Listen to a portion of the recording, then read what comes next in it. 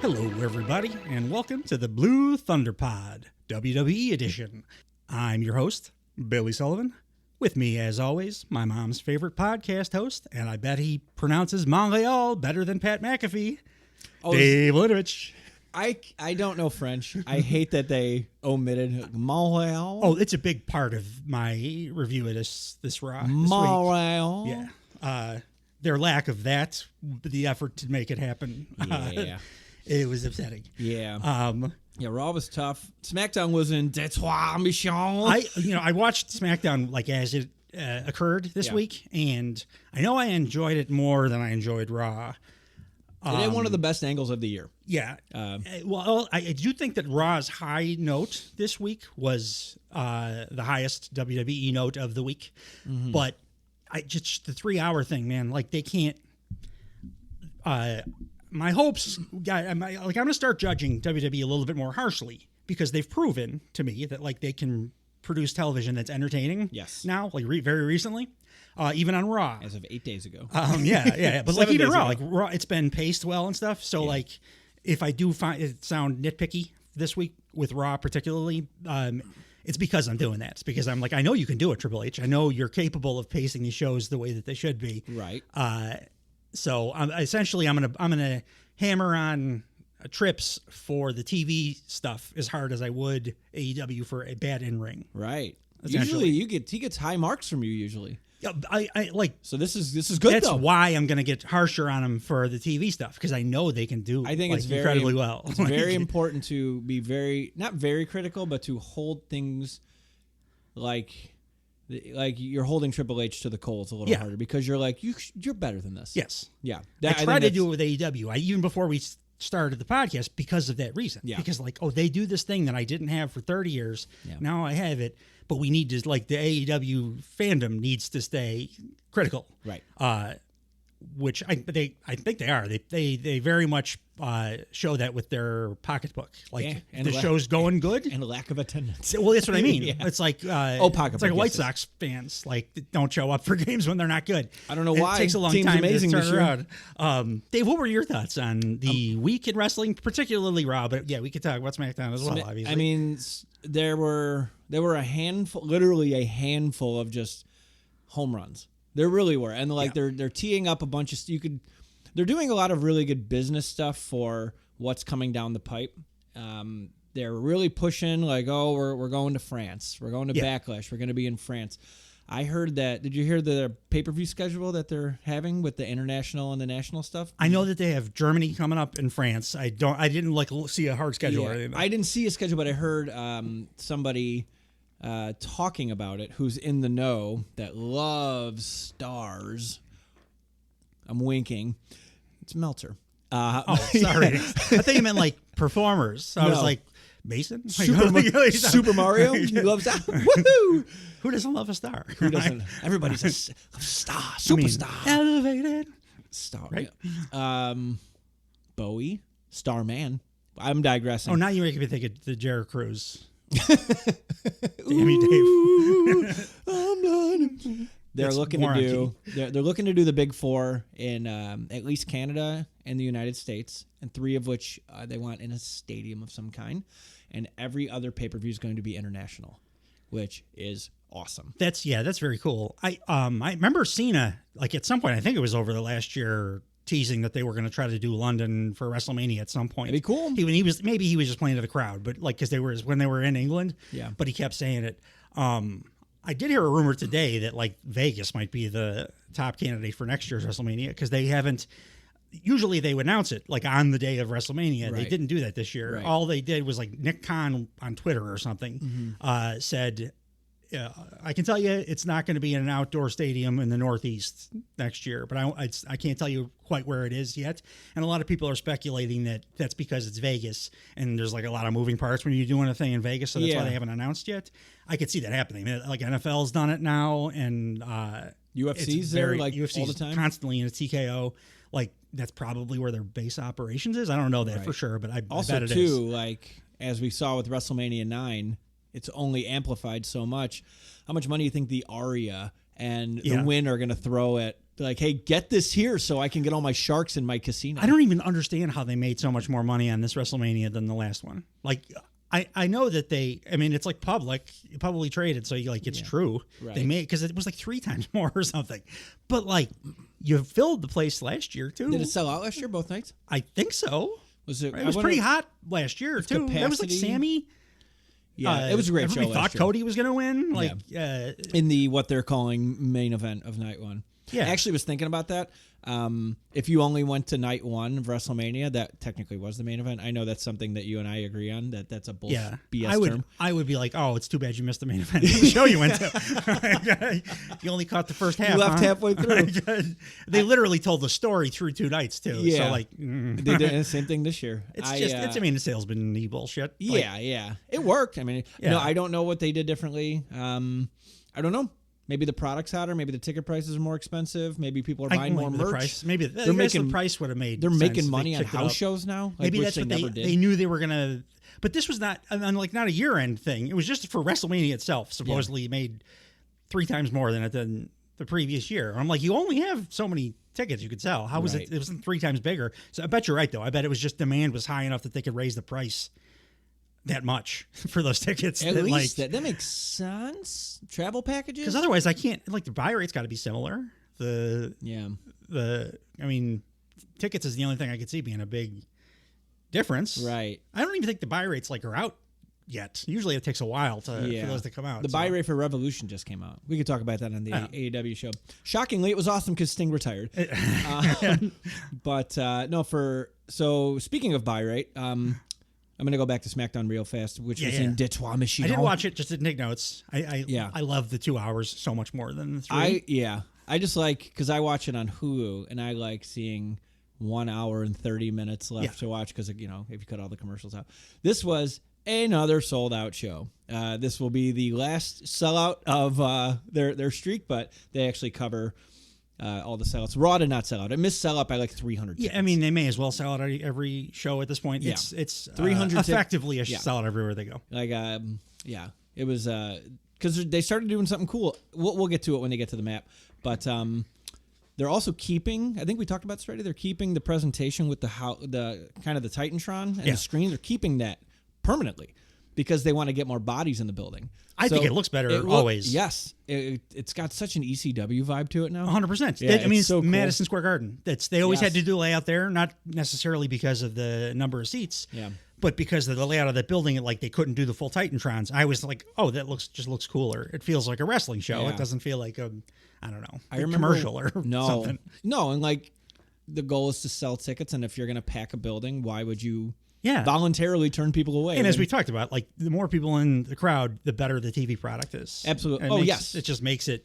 And especially in certain markets. It's easier to get excited Detroit, for something you're watching. Montreal, when you have a Bret Hart situation. Montreal. The SmackDown started with Cody in the ring. I got a big problem with Mr. Rhodes already. I need him to drop the title. Me too, dude. My first note on Cody is, I still love you, but you're not the kind of babyface that can be a champ for very long. I don't want him champion. You can't be Hogan, because you need to be like kind of a dick and dominant, and that's not Cody's thing, man. No. He's the underdog, and he's like making friends with people. The belt looks great. The new belt they got for him looks wonderful. All the new belts look we're very divided on the other titles, but I love the Cody ones. Because they're just toys, right? So, like, they're trying to because they got the draft coming up, so they're differentiating between brands, which I'm all for. Yeah. Because the alternative is it's all the exact same belt, and it's a different color, like we had for years. Yeah. Or it looks like a big ass penny, and I hated the tag titles forever and ever. Yeah. They haven't been good since like the early 90s. I would just go back to those. The World. Those are some of the greatest belts of all time. So dope.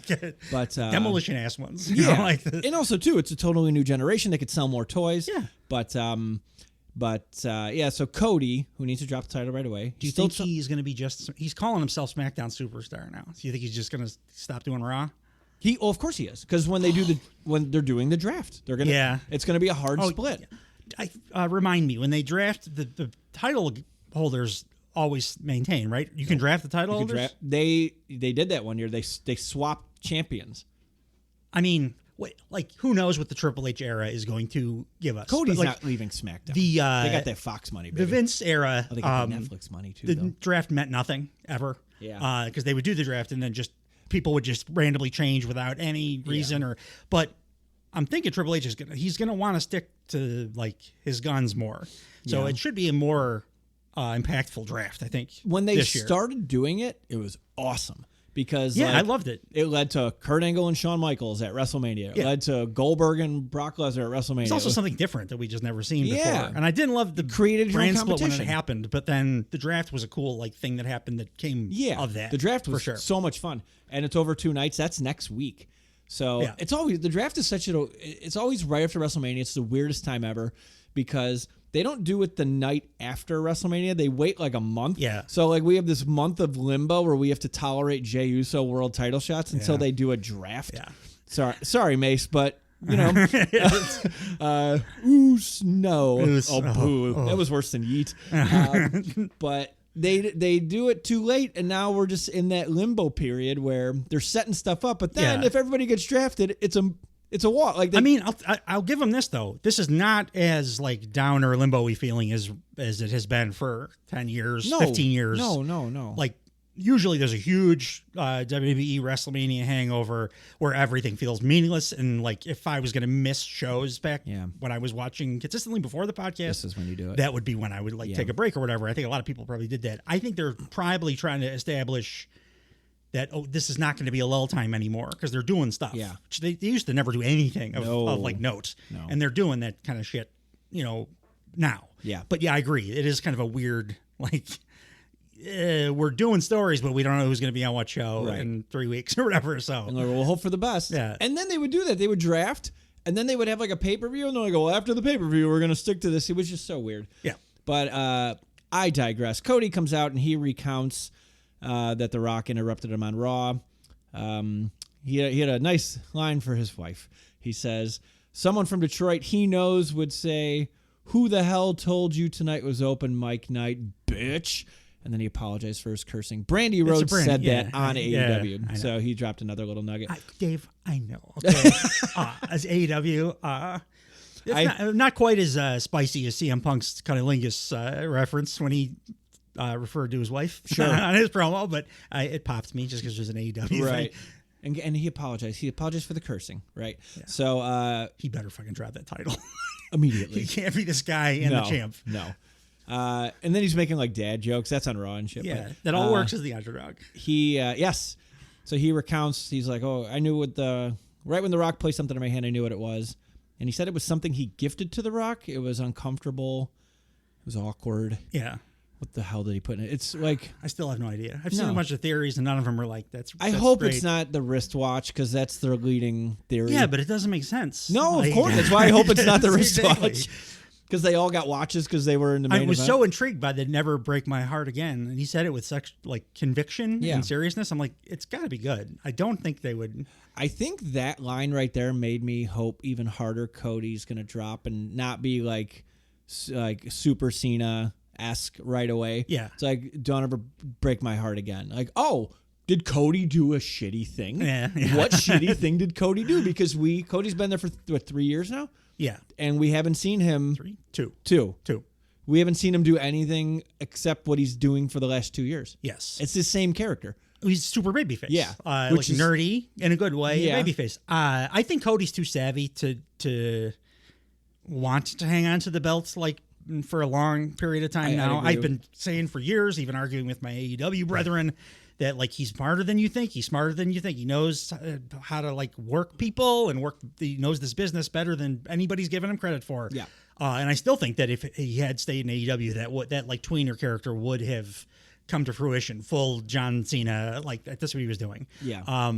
And he's proven that out when he got to WWE. He's made no wrong moves. I think that he's too smart to think that like he's the kind of babyface that should hold the title for very long. Right. He also is the guy that like banned himself from winning the AEW title. So I'm like, I think he knows. Yeah. Well, I mean, it's not up to him, but I think that gives me hope that they're not gonna like. Well, like I was also listening to the ratings for Raw this week, and Cody's segment did not do what they wanted it to do. He's not fighting from underneath. No, R-Truth crushed him. Interesting. R-Truth's my favorite thing every week now. The R-Truth segment was the where Raw peaked Monday. We're gonna get to Raw in a moment, but Cody says basically when The Rock comes back, he'll be waiting for when The Rock returns. He's like, he said he's gonna make me bleed. I'm gonna make him bleed. It's like once he brought up The Rock, my whole body just went. Yeah. Like this has been the last 4 months. Could we please give this guy something else to do? It's like when you see a great movie and then you get all excited because you hear they're making a sequel, and then sequel starts and you're like, oh, they didn't have any ideas. They're just doing the same thing again. Yeah. Yeah. It's not even like, at least Ghostbusters 2 had Vigo the Carpathian. Oh, no, I love that because it's such a wild, long shot, different thing. Yeah. Like, that's interesting to me. Yeah. Gremlins 2 is my all-time favorite example of a movie. They wanted a sequel, and Joe Dante was like, no, it's a single movie. I'm not going to, and they're like, you could do whatever you want, final cut. Yeah. And he's like, okay. And he's like, he made a comedy that made fun of Gremlins 1. Right. And it's amazing, but it's totally different. Was that the meta one where they're like watching themselves? Hulk Hogan's in the crowd and like hot popcorn. Yeah.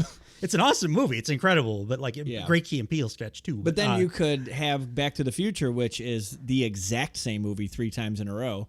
Yeah. And by the first one, you're like, perfect movie. Second one, you're like, still pretty perfect. Third one, you're like, all right. Yeah. That's enough. Same thing, just in the old. Yeah. Just get it. But yeah, so he's moving on to something else, and it's not what I want it to be. I have a feeling I know where this. Nope. They didn't have that match yet. That's next week. We'll get to it. This week, I didn't feel like they did anything with Cody that's going to be his next big thing.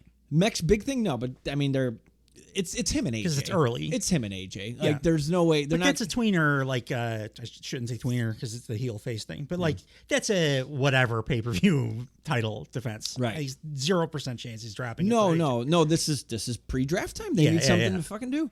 And they're not going to be. It's not going to be LA Knight. Like, I'm putting the ball before the car before the horse. Do you put the ball before anything?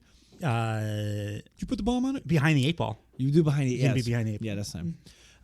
Cody says in 3 weeks he goes to France for Backlash, and he's facing one of the 6 competitors competing tonight: Santos Escobar, Rey Mysterio, LA Knight, AJ Styles, Kevin Owens, and someone that you can't seem to see for some reason, Robert Lashley. Is that a new hire? Something new signing? He's the guy that's been hanging. Is he from CMLL or something? It's those pants that have been floating around next to the Street Profits. He mentioned something fun here. He said him and AJ Styles are 2 of 4 men who have held both the WWE and NWA championship. I'm like, I should Google who the other 2 guys are. And I chose Girl Scout cookies instead. So I will never find out. Now I'm just going to be sitting here thinking about that.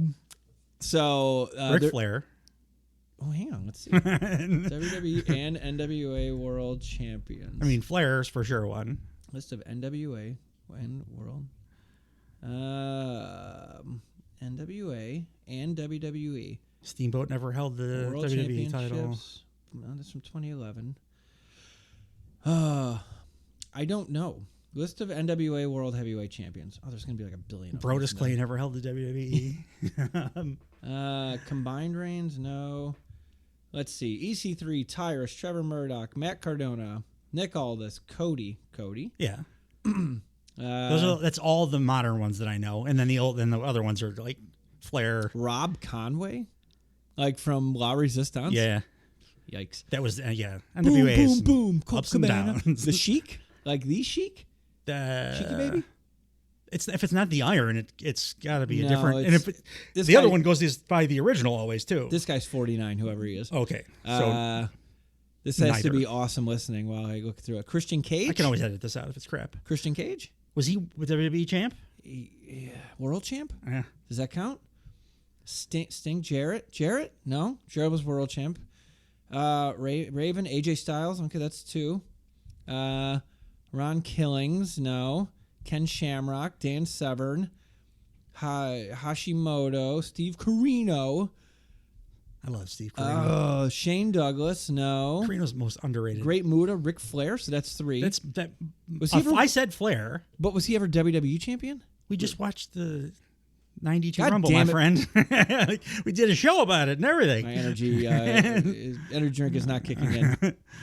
Where are we? Barry Windham, Great Muta. Steamboat. Like, these are all the guys I was thinking of. But, Yeah, but Dusty Rhodes. like, none of No, them- we know he's never won a world that's the whole title. story. It's for the last 2 years of television. Harley Race, Harley Race. maybe. Well, we got 3 of them, right? He was the king. I don't think he was ever WWF.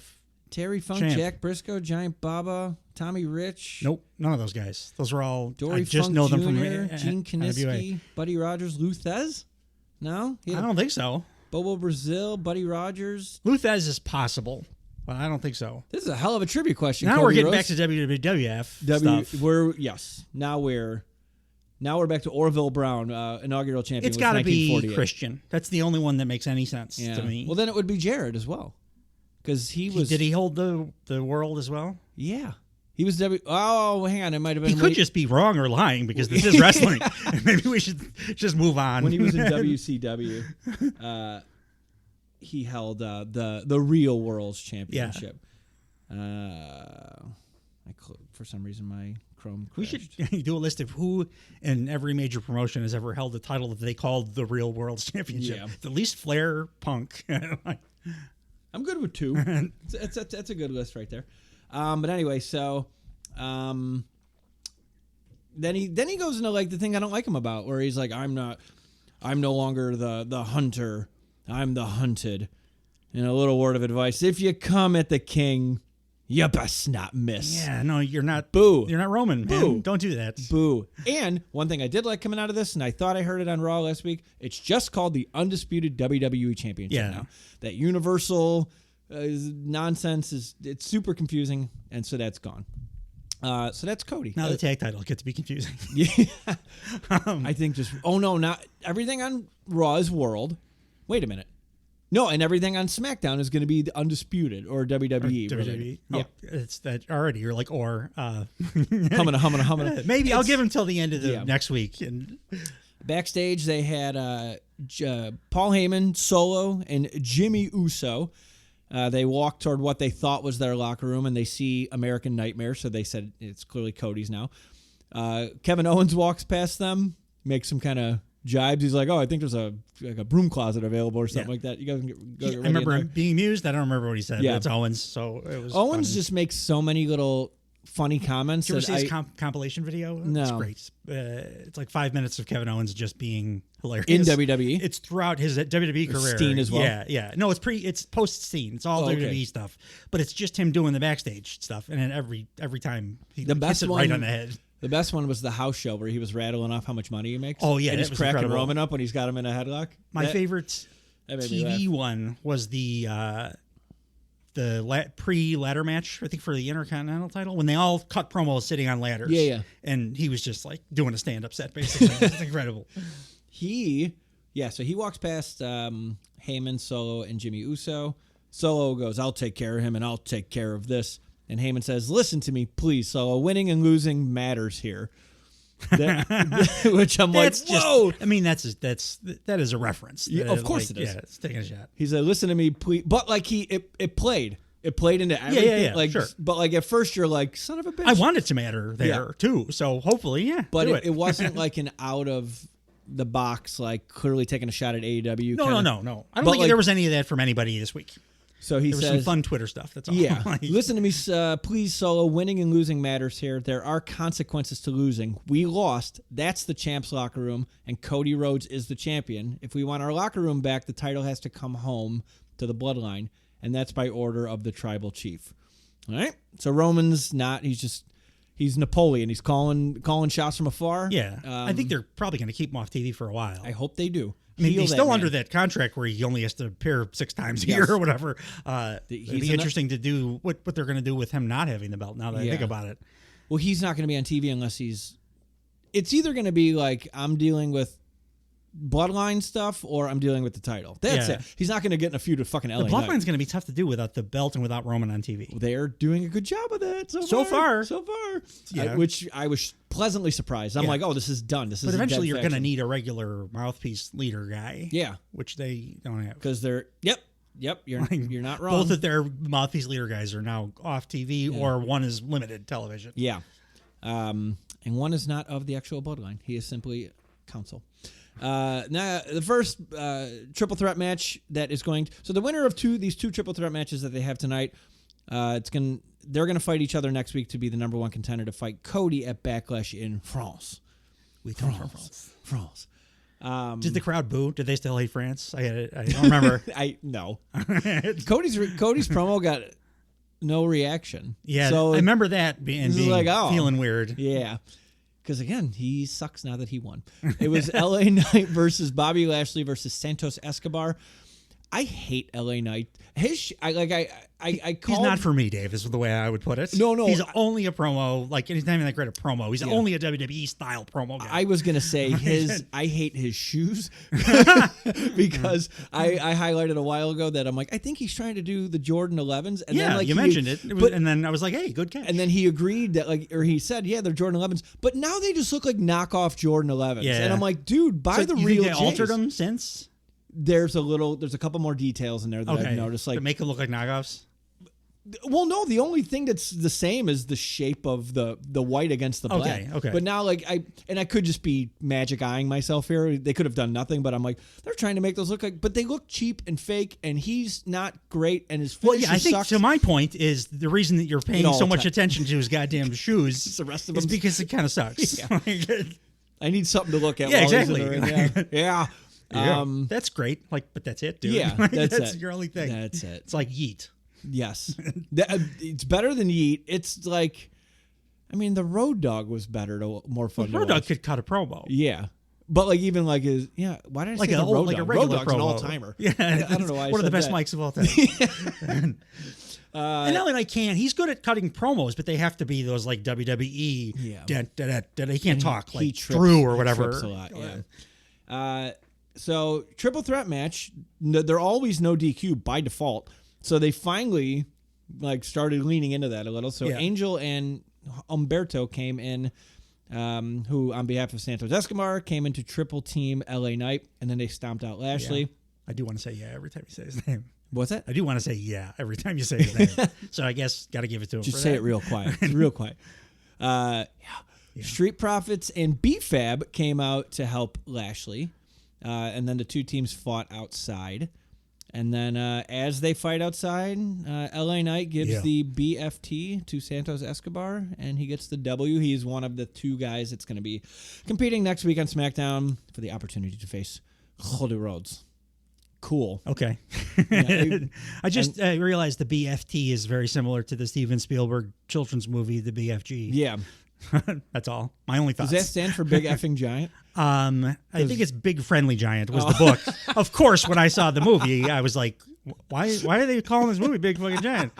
Because it's Big Fucking Gun from Doom. Yeah. That's what the original BFG is, as far as I remember. Yes. You can't do that when you have a generation of people who own Doom. Yeah. So once LA Knight won this one, you saw who's in the next one, and you're like, cool. We already know where this is going. Next was Caleb Braxton was backstage with the LWO. So one side thread that they had is they're really pushing Rey Mysterio getting one more title run in his career, which I really liked. It's really kind of paralleled. He deserves it. Yeah. He deserves it. He looks good. Like his gear, like he's wearing his comfortable gear again. Like he is like fat guy gear where he's like not feeling confident. Yeah, we talked about it either last week or the week prior. He's like a marvel, a physical marvel at this point. And he's back to wearing his old skinny gear. Yes, and he looks great in the ring, and like he just looks cool. Like he was backstage with the LWO, and I go, one of these things is not like the other one. Like Ray is just he's the opposite of LA Knight. Yeah, he's not great at doing that WWE style promo. Yeah. But he's awesome at everything else. Dude, he did some cool shit in this match too, where I'm like, I've never seen that before. But they're trying to figure out who attacked Dragon Lee because they're saying it wasn't visa issues. Wasn't Santa. They're gonna go after the visa office. That's funny. It's just the guy with the big stamp. Dragon Lee challenge you at SummerSlam. Ka-chunk, ka-chunk. And then he wins by forfeit because Dragon Lee has been denied entry to the country. But they're saying Santos Escobar, maybe he wasn't the one that attacked him. So now they got a whoddunit on their hands. Don't put all the Lucha guys together. Make it somebody else. I think it's going to be, well, you know what? My track record's not Bronson so hot. with Reed. No, they're already doing something worse with him. Yeah, like give Andrade, like maybe Andrade, it makes sense. Mexican guy. We don't need to put all the Mexican guys together. But like... if you're doing storyline, he replaced Dragon Lee in the match. Yeah, sure. So like That that's would fit. something for those two to do. And Andrade needs something. Yeah. So, And yeah. I want Andrade to be good so bad I will watch him fail forever. Yeah. That's it. I mean, he's an interesting guy to watch even when he's failing. Like it's like Tin Cup, just ball. Come on, Andrade, ball. Just keep you already lost. Keep going, Bo. But yeah, Ray's focused on his match tonight, and he thinks he has another run as WWE champion, which I thought was cool. Because I'd love to see him. Did he specify World, WWE, Universal, Undisputed? He said WWE champion. At least they're nope. That. What I was gonna say is at least they're not doing a thing like AEW where they're bringing in some obscene amount of belts where I don't care. Like they're not bringing in like. There's no legacy like world title because like all right, you play the video game, you play 2K24, you can unlock every world title that's ever been there, and it's not even fun in the game to be like I'm the circa 1998 world champion. It's like it's not fun. No. It's not fun for me. But another wrestling company does that. Well, while I agree with you that AEW has too many belts, and thankfully, as you guys can hear if you tune into the AEW podcast, it will drop at the same time as this one. Plug. It looks like they're eliminating one of those, which is very exciting. But for me, the most important thing is to only have one big title, which the AEW does, and WWE is not do. And they're going to justify that because of the brand split. That's the only I know I know why they're doing it. I think they're wrong. Yeah. I think it's and nobody ever has considered. No. Both titles on the same level. There's always been one's the real one, and right now the one that's on Raw is the third best singles title. Like so, SmackDown's got the can't top have two world titles. Only one champ, dude. Just like there's only one main event. Yeah. There's only one champ. To be the man, you got to beat the man. Ric Flair was right. So if you don't beat the man, you can't beat a man. I'm just excited that there's a brand. I know Stuss loves brand splits. I'm just really happy for him. So next we had In the Ring, and this was an awesome segment. You had Paul Heyman, Solo Sikoa. Yeah, this was good. And Jimmy Uso. Heyman is on the mic. He says the Bloodline does not offer any excuses about WrestleMania. Don't blame The Undertaker. Don't blame John Cena. Don't blame Jey Uso. Accountability is a very big word on the island of relevancy, and Roman Reigns has ordered that they accept accountability. He said, what happened at WrestleMania 39? Reigns was calm, cool, and collected, and Cody got distracted for a second, and Cody got, basically. Yeah. So that's a lot of alliteration again. Yeah. At WrestleMania 40, Cody flipped the script, and then they're trying their hardest. I think I'm the only guy on planet Earth that sees that this is not fucking working, that Seth was not Cody's Shield. That story does not track. It does not make sense. And they tried real hard to shoehorn it in again. I think you're right that it didn't work. Yeah. Like that part, because on the night, I was like, oh my God, he just looks like an asshole. Yeah. But he also lost. In retrospect, I was like, oh, I see what they were going for. I just don't think it landed. No, they had to do something to make Seth's involvement passable. Yeah. And in retrospect, like, it could have worked. It could have been great, but like you said, there were holes because of what actually happened. Yeah, they fought. They always try to pretend shit doesn't happen. There's been revisionist history in WWE. Yeah. So like that, whatever. I'm not going to worry about. But like, had they landed it there, like it could have been a cool story. Some people thought it was. Like I was like, oh, he just looks like an asshole again. Yeah. But like I do understand what they were going for. I just think it didn't work. Like, put his little costume on just to get beat up. I do like that too. It was him in the wrong side of the ring. He looked like a guy that like just ran out of the crowd. Just like, remember the one guy with the flak jacket ran out of the crowd and they're like, was it? And why? It's like, is that your guy? Is that your mystery third guy? So Seth but Heyman's going on and he's saying Seth said he would be Cody Shield at WrestleMania 40 because Roman said that was the one piece of unfinished business in his life. And he said Roman could have smashed Cody, but he smashed Seth instead. And he said, why? Well, because after 10 years of waiting for revenge, to avenge the Shield betrayal, Roman gave into temptation because he has a betrayal. He already avenged it. That Rumble you're talking about, Royal right? Rumble 22, he choked him out and won the match. Well, he lost via DQ because he wouldn't. Roman choked out him already. But he said Cody was prepared and he took the advantage. And then Solo gets in Heyman's face, and he says, just reminds Heyman that winning and losing matters, and there's consequences to losing, and consequences need change. And he pushes Heyman aside, and he looks right at Jimmy. Jimmy's all pissed off. He's like, "What the fuck are you looking at me for?" Right? Yeah. And then Solo you had a less than 1-star match at WrestleMania. Yeah. Everybody should be pissed at you. I should be in charge of shit now. Solo hugs him slowly, says, "You're my brother. I love you." Turns his back around, walks away. And then Jimmy gets attacked by a debuting Tama Tonga. Yeah. The son of Haku. It was cool. It was so cool. He looked awesome. I was immediately irritated after the show, though, because, of course, I had to go into the discourse and see people trying to tell me that Tama Tonga is a good wrestler, which he's an average wrestler. Yeah, you don't have to be a good wrestler. No. In WWE, you're absolutely right. Yeah. And it worked perfectly. It was great. It was great. It looked awesome. It was the right time to add somebody. He was a good choice to add. I think it's funny he's the oldest member of the Shield now. But yeah, like I just was irritated by wrestling fans, and it was my fault for wading into those waters. This was handled very well. They're entertaining. You know what's real fun? Anytime AEW announces a new Fight Forever DLC pack. Yeah, it was $10 on Amazon today, by the way. What? So, okay, if you want to have fun, go on their Instagram and just look at the comments, and it's people are furious that they bought it. They want a refund. Yeah. Everything should be free after this point. You guys couldn't drop the ball any harder. If they just made everything free, that would have been the move. Yes. They could have kept it full price, the regular game, and then just did all the DLC that they added should not have been extra charges. Nope. Especially when the gimmicks are like a year and a half old at this point. I hear the one that Samoa Joe just came out. It's like it's the tag team maybe had with Wardlow when they were a tag team. I forgot that happened. War Joe, because I remember the name. That's all. It was World of War, something like that. Something with Warren. It might have been War Joe. Now that I think of it, that might not have been their like official, but people World called them War Joe. I remember people calling them War Joe, which would have been better than World War Low. I think that might have been it. Wardlow must have come up with that one. Then. Yeah. So Tama Tonga picks up Jimmy Uso, and Solo spikes him 4 fucking times. And it looked awesome. And Heyman's like pleading, "Please don't do that." So Solo walks over. He walks Heyman to the middle of the ring because Heyman's like cowering in the corner.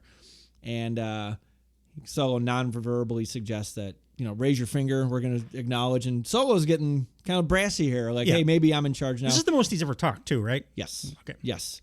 Heyman, this guy's a treasure.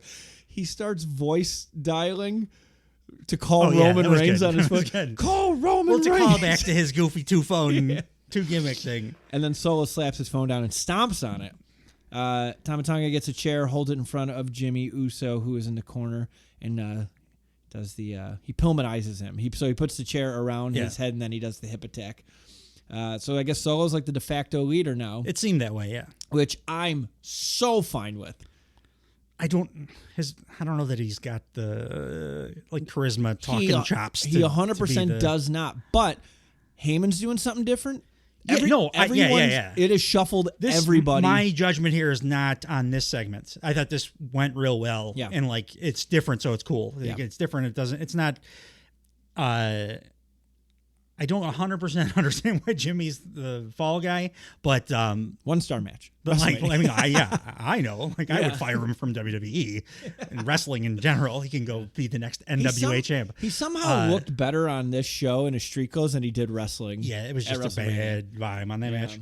But I'm just forecasting in the future. I think they need. As we'll find out on Raw too, a faction needs a very charismatic front person. Right. Oh, yes. I see what you're getting at. But also, too, I think Roman's going to come back as a lava hot babyface. So I think he's just going to fight his own bloodline. That's hard not to do. Whenever a big star leaves wrestling for a while and then returns, it's like it was the MJF thing when Jericho told him, "You're going to be a babyface." He said, "I don't want to be a babyface. It doesn't matter. You're going to be. If you're gone and you come back, you're a babyface." Yeah. Yeah. So all good things. Good on them though that they're keeping them separate from. It's their own little contained world, right? So, they're not impacting anything else because there's a lot of cool stuff happening, and, let's not muddy the waters if we don't have to. It'll be neat to see if they continue to do that, without the belt involved. Yeah. Because I like when that happens, too. Yeah. In WWE, at least, having another story, an offshoot story that is, it's like you said, the Codyverse. People used to bitch about that, but I enjoyed it. Having another separate thing. It's a way to keep stories going, and you don't have to then, consider the logic of, why aren't these guys all going for the world title? They should all be doing that. They're all wrestlers. Because they're infighting. Because they're in the middle of something. Right. Up next, we had Cameron Grimes versus Braun Breaker. Cameron Grimes has not been seen on television in a singles match since February 9th on SmackDown, and he took a big L to I thought it was like, I didn't know that guy was still under contract. He lost to Gunther, which is a shame. This guy's so goddamn good. He lost to a big-ass spear from the fastest man alive, Braun Breaker. Fastest guy since that's like his Road Warrior Animal. It's one of his gimmicks now. He just runs a rope. Like, that's something he has to do every match, just run the ropes as fast as humanly possible. It's because it's awesome to see. Up next, we had Bayley. I like this was a passionate. This is a good segment. Yeah. Great. Not her first time being champion, but this one feels special, different. It feels different because it represents the most talented locker room she's ever been a part of, and somehow because of all the fans. And then she's just like, the fans are completely responsible for my success. They've kind of bolstered me up my entire career. So I agree. Yeah. Moving on. Tiffany Stratton comes out. And she's dressed in full-on Cher from Clueless, like, ring gear. I think Tiffany and Bianca Belair make more sense as a tag team than Jade and Bianca Belair. Because the gap between Bianca and Jade is too wide. And I think it's going to, like, shine a light on that. And I think Tiffany would, like, because they're the two best athletes. What do you do with Jade then? I mean, they're already doing like they want to do their Jade Cargill thing, AEW Jade Cargill thing, obviously. Right. Just do that. Just have her just keep squashing. Yeah, feast on some fodder for a while. And I like, you put her next to like the most maybe gifted wrestler in the whole company. Yeah. So we'll see. Who knows? Maybe, I'll give them grace, let it play out. But after we talked about that last week and then I thought about it, I'm like, you can't put her next to that. Well, unfortunately for this logic, I think she's going to be next to that for a long time. Yeah, probably. Which, cool.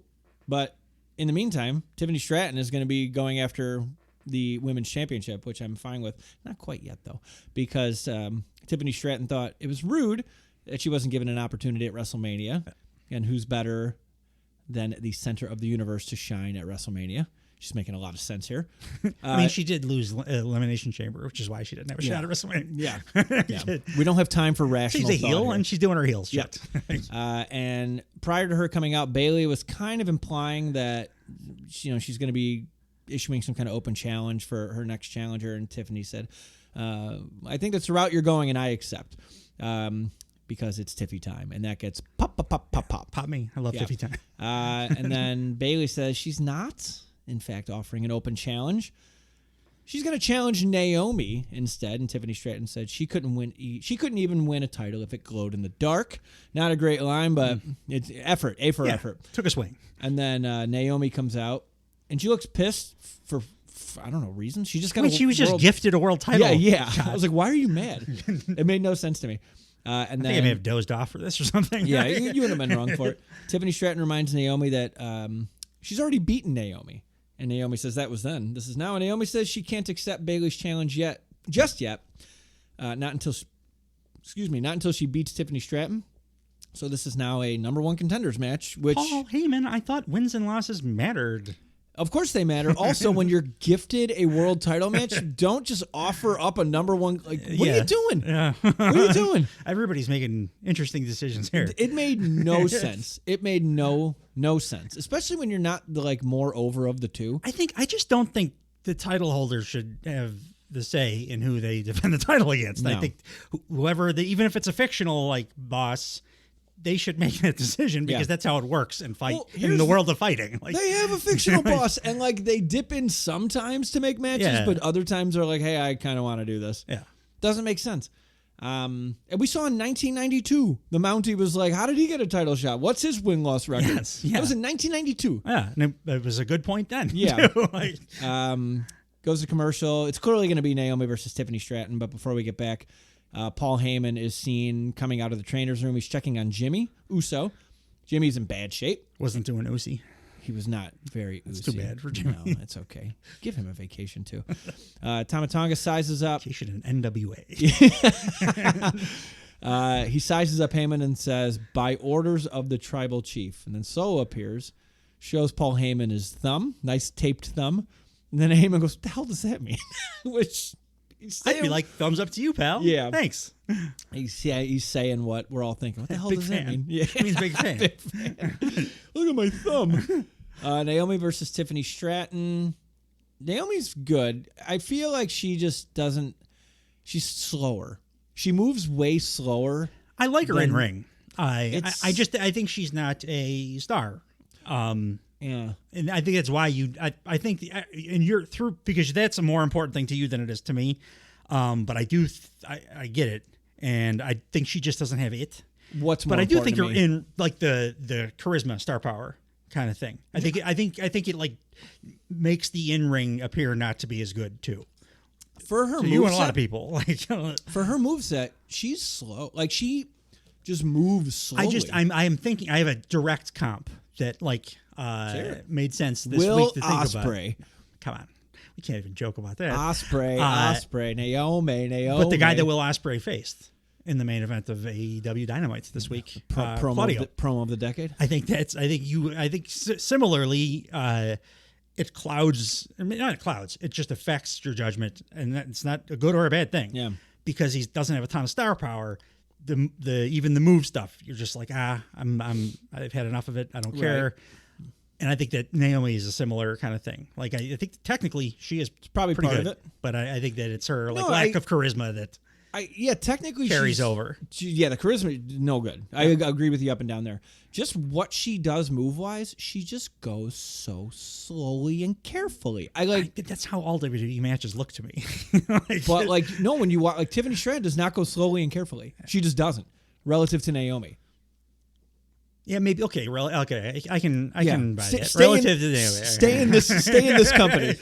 I know you're thinking of Yuka Sakazawa or whatever. Every other wrestling company on earth. You can stay in WWE. Look at Yuka Sakazaki. Oh, excuse me. She's awesome. What did I say? They're Aladdin pants. She hit the camera. Their Uncle Howdy's coming back. They blurred the camera like 3, 4, 5 times this show, and that's not on accident. But that's what they're doing. Yeah, I'm glad. I'm happy. Eric Redbeard / Eric Rowan should have been hired by somebody the last 3 years. Yeah. So I'm glad he's getting a job now. Very excited he's coming back. The finish saw the prettiest moonsault ever dodged. She rolled through it. She didn't miss it. She rolled through it, and then Naomi rolled her up in the most vanilla ending ever.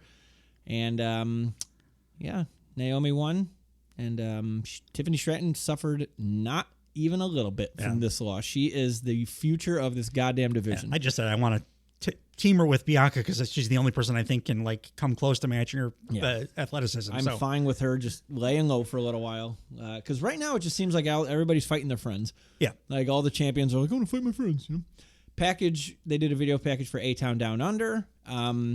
Street Profits and New Catch Republic are shown watching backstage. And they're hinting that there's going to be a number 1 contenders tag match next week. I'm enjoying their shtick online. It was a good back and forth with Dax too, but I'm very much liking we're taking time off. Now we're the champs. We're going to take full advantage of it. They're good at being douchebags. Yeah, they're growing on me, man. I've liked them this whole time. I just think they can't wrestle. But as heels, I want to see them lose. And that's traditionally what you want in a heel. That's what I'm saying. They're great at being douchebags. Absolutely. This is where they showed the map of the 18 consecutive sellouts that they've had, which was cool. Yeah. Cool little production piece. They flew around the country, Ken Burns style, and they showed you where all the houses were. Did not see this map on Monday Night Raw because it was not they did not make it to 19. They go to Logan Paul. He's doing a selfie promo at his house. I had a thought. Why is Kevin Owens getting a potential world title opportunity when he lost a U.S. title match at WrestleMania? Because it's WWE. Fair enough. Moving on. I enjoyed the Logan Paul Levesque era. Logan part of his little promo. So he'll be gone for a while. I wonder what they're going to do with him.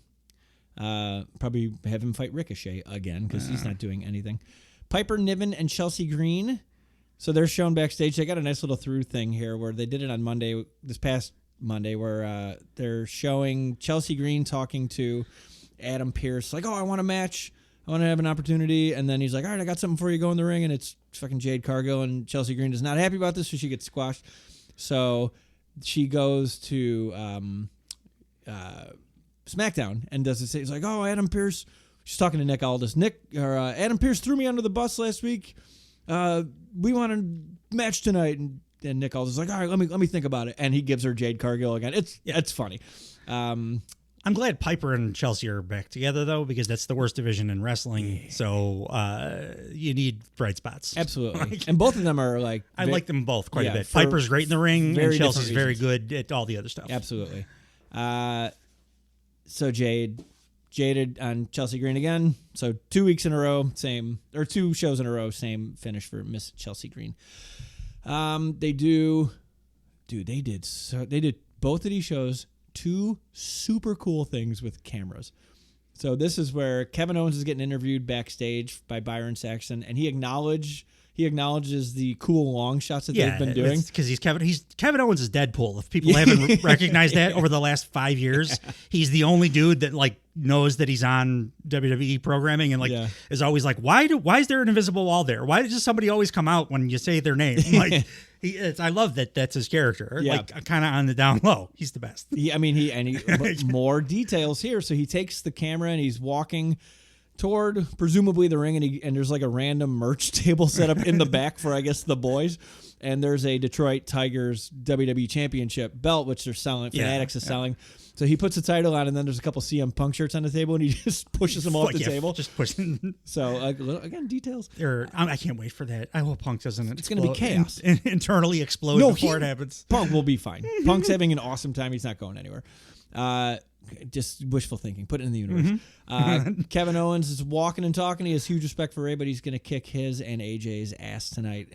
And then we had the match, and my first note is AJ Styles just eats meat, because that is the biggest goddamn body for such a small frame. I've been watching him for too long for his body to be this different without it being distracting. Yeah. It's just distracting every time I see him now. He's Barry I'm like, Bonds. Why are you a big beefy? Like you're stung by a bee thing. With that's Where's his very glasses? much is like, why did AJ get stung by a bee? What's going on here? Thomas J. My girl references on the show. Who'd have thought? This match was so fun. It was just so fun. Yeah. Because it was 3. This could have main evented any pay-per-view. Sure. And the one spot I was mentioning earlier, and there's a bunch of them, but the one that really stuck out, KO did a monkey flip to Rey Mysterio. And and he landed on... Sorry, Friday was a long time ago. Oh, no, you're fine. I watched it yesterday. He did a monkey flip. Monkey flipped Rey Mysterio onto AJ Styles, and then did a Hurricane Rana on AJ Styles from the monkey flip. And it looked like they rehearsed it 75 times. Yeah. They look so cool. Which I don't think you can. That kind of spots. No. I think you just kind of... You do it once, you're like, we got it? We got it. So Kevin Owens, the finish of the match, Kevin Owens has AJ Styles down on the ground, and he misses a swanton. And then AJ's on the ropes then. He's going to do something. Rey Mysterio goes to do a move on AJ Styles. I clearly took great notes here. And it turns into an avalanche Styles clash splash. So he does a Styles clash onto Kevin Owens, who was on the ground because he missed the swanton. And so AJ Styles won. So we get AJ Styles versus LA Knight again next week, which I don't hate. Keep it going. Don't put LA Knight with anybody else, because I didn't really want the other 2 guys looking weak. That's fine. Fine with it. Who do you think's going to be the number 1 contender? Who do you think's going to fight Cody Rhodes in France? They have macarons there. When's the pay-per-view? Macaroons. How far off is it? Backlash 2024 is Backlash France. That's what the first thing it says. It is May 4th. It is Star Wars Day. May the 4th be with you in France. I think so. We have not that long. No. So it's not going to be somebody that matters. Or nope. Never mind. It's gonna be. It's not going to be somebody that like any of us think has a chance of winning the belt. That's what I'm saying. It's either LA Knight or AJ Styles. It's gotta be AJ Styles. Yeah, right? Because he needs a strong heel. They're not going to have a baby face. They can't do Cody. Like we're already like treading thin ice with Cody. Yeah. Babyface character being the like champ now. Yeah. So you got to be careful with that. You can't do it like him versus a tweener or a babyface guy now. No. And AJ Styles, like he's the company guy. He's been there a long time now. He's so good. Also, too, he is awesome. He did mention he's got to be on swole though. I can't. It's distracting to me. No, he just eats meat. Yeah. He eats venison. But he did mention Cody again that they're 2 of 4 NWA because it's like WWE in 3 weeks. Then yeah, okay, it's quick. It's not be like Gunther or something, like no, wrong show, I guess. But they will save him for right show, but like IC something title. like that. I just watched the IC title defended on Raw. Oh, was he carried over because it was it's WWE. It doesn't matter. Oh, that's a good point. No, you're right. You're right. Because I'm only thinking because yeah. Oh, that was on Raw. I watched all these shows Why back does to the draft back. matter again? How can Ace be 1 and 11? No, I'm wrong there because I'm confusing the shows. Yeah, so I think it's going to be Cody and AJ Styles next week. I'm sorry, in a few weeks in France. I just speak French Canadian. Be really solid in the ring. It's going to be great. They got to do something in the meantime. Yeah. Raw was in Montreal, Quebec, Canada, and we're on to Raw now. Well, actually, I have real notes. I can contribute a little bit better to the podcast. Well, did you hear I can't wait to listen back to hear the monotone nature I had of reviewing SmackDown because it was fun, but just like, God damn it. I really enjoyed SmackDown this week. I liked it better than Raw. Like I said, the high points for Raw were higher. Yes. But it's just this show, Raw, got back to some of the worst habits that WWE, even under Triple H, has as far as like pacing and choices. I already like. Also, I'm already rolling my eyes at the then, now, forever together bullshit. I'm like, I get it. Okay, that's just really corny. Yeah, and I hope they don't continue down like that path as far as like general overall vibes. Because for the first part of the show, I got those eye roll vibes. Well, they're going to because apparently this is just a thing in wrestling where people cannot help to be like, this is the greatest time to be a wrestler, or this is the greatest time to be a wrestling fan, or I've worked so hard to get here. Like, I don't recall Bret Hart ever telling me like anything besides like, I'm gonna make you tap out. Yeah. Right? Or like Shawn Michaels. I agree with them all that it is the best time to be a wrestling fan. Fine. But that's for us to talk about. But like, they should talk about the things that are going on in their simulated sports. Yes. And like, if you want me to have you be sports adjacent, like you don't hear UFC fighters like talking about, oh, this is the greatest time ever to be a UFC fan. So like, that's why I'm okay with like one, like a brand ambassador, Cody, Moxley. Those are the ones and the 2 big ones. Yeah. Because they have been identified as that, and that exists in sports too, where they'll like have a mouthpiece person that's a player, fighter, or whatever, that talks more about how great the product itself is. But it's just to be one. It should be the guy that the company's paying basically to talk about that. Oh, you mean the champion that they assign to be the brand, literal brand ambassador? Yeah, it doesn't, even when Cody's not the champ, though, it's fine. I recognize that he's the brand guy. Yeah. So it's fine that he does. But you're right. When everybody's talking about like the outside the wrestling world, that's a fan thing. Like, talk about the thing and it takes you out of it. Right. I'm never watching a TV show and they're like, hey, isn't it pretty great that we're on this TV how show? Awesome is the show? Our fans must be so happy. Yeah. So the show, unfortunately, not sold out. Like I said, I think it was under 500 tickets. Yeah, it was effectively a sellout. I mean, it felt like a sellout watching it. Yeah. Lava hot crowd in Montreal, Quebec, Canada, Sami Zayn's hometown. So at the top of the show, they show people coming out of the parking lot into the building. They specifically show Sami Zayn, Damian Priest, Cody Rhodes, and Jey Uso. I will say that dog shit belt looks slightly better on Damian Priest. Yeah. Even though I don't care about Damian Priest. Yeah. Just the aesthetic fits him a little bit better. Yeah. I still hate the belts, but yeah, it's not great. I can't wait for Cody to not be on every fucking show. Yeah, like I saw him and I'm like, why are you here? Honestly, as long as he's fighting from underneath, I'm happy with him on every show. Just but it doesn't work. But he's not doing nothing right now. Like because when he's fighting from underneath, there's a story. He's always got a story. Yes, and he's great within stories. But right now, he's not even fighting now. From He's just the brand ambassador, and that's not fun to watch because his next challenge is not being determined until the show after this. Yeah. So it's like, what are you doing? Plus, we know that it's going to be a while before because he's the champ. Yeah. If he wasn't the champ, we would know what was coming next. Right. Now it's like, okay, well, we know you're not going to have a real challenger probably till a Big Four. And then like when that happens. Because all he does is bring up The Rock. He doesn't mention like, he probably mentions at some point like, oh, I have a challenge coming in France. It's like, bitch, no, you don't. Like you're fighting The Rock. As I've said forever, and on this show too, you should have a babyface champ for about 1 out of 12 months. Yeah. You're not wrong. This was unfortunate. Rhea Ripley walks out with an arm slinged. She's injured. She's injured. I think it's ahead. the best thing that could have happened to her. You're not wrong. In the women's division. You're not wrong. Absolutely not. She looks as long as I should say, as long as she's okay and Yeah. she heals, properly, gets back to 100%, all that Yeah. like as a given, then I think it's the best thing that could have happened for them. I mean, it's only going to do.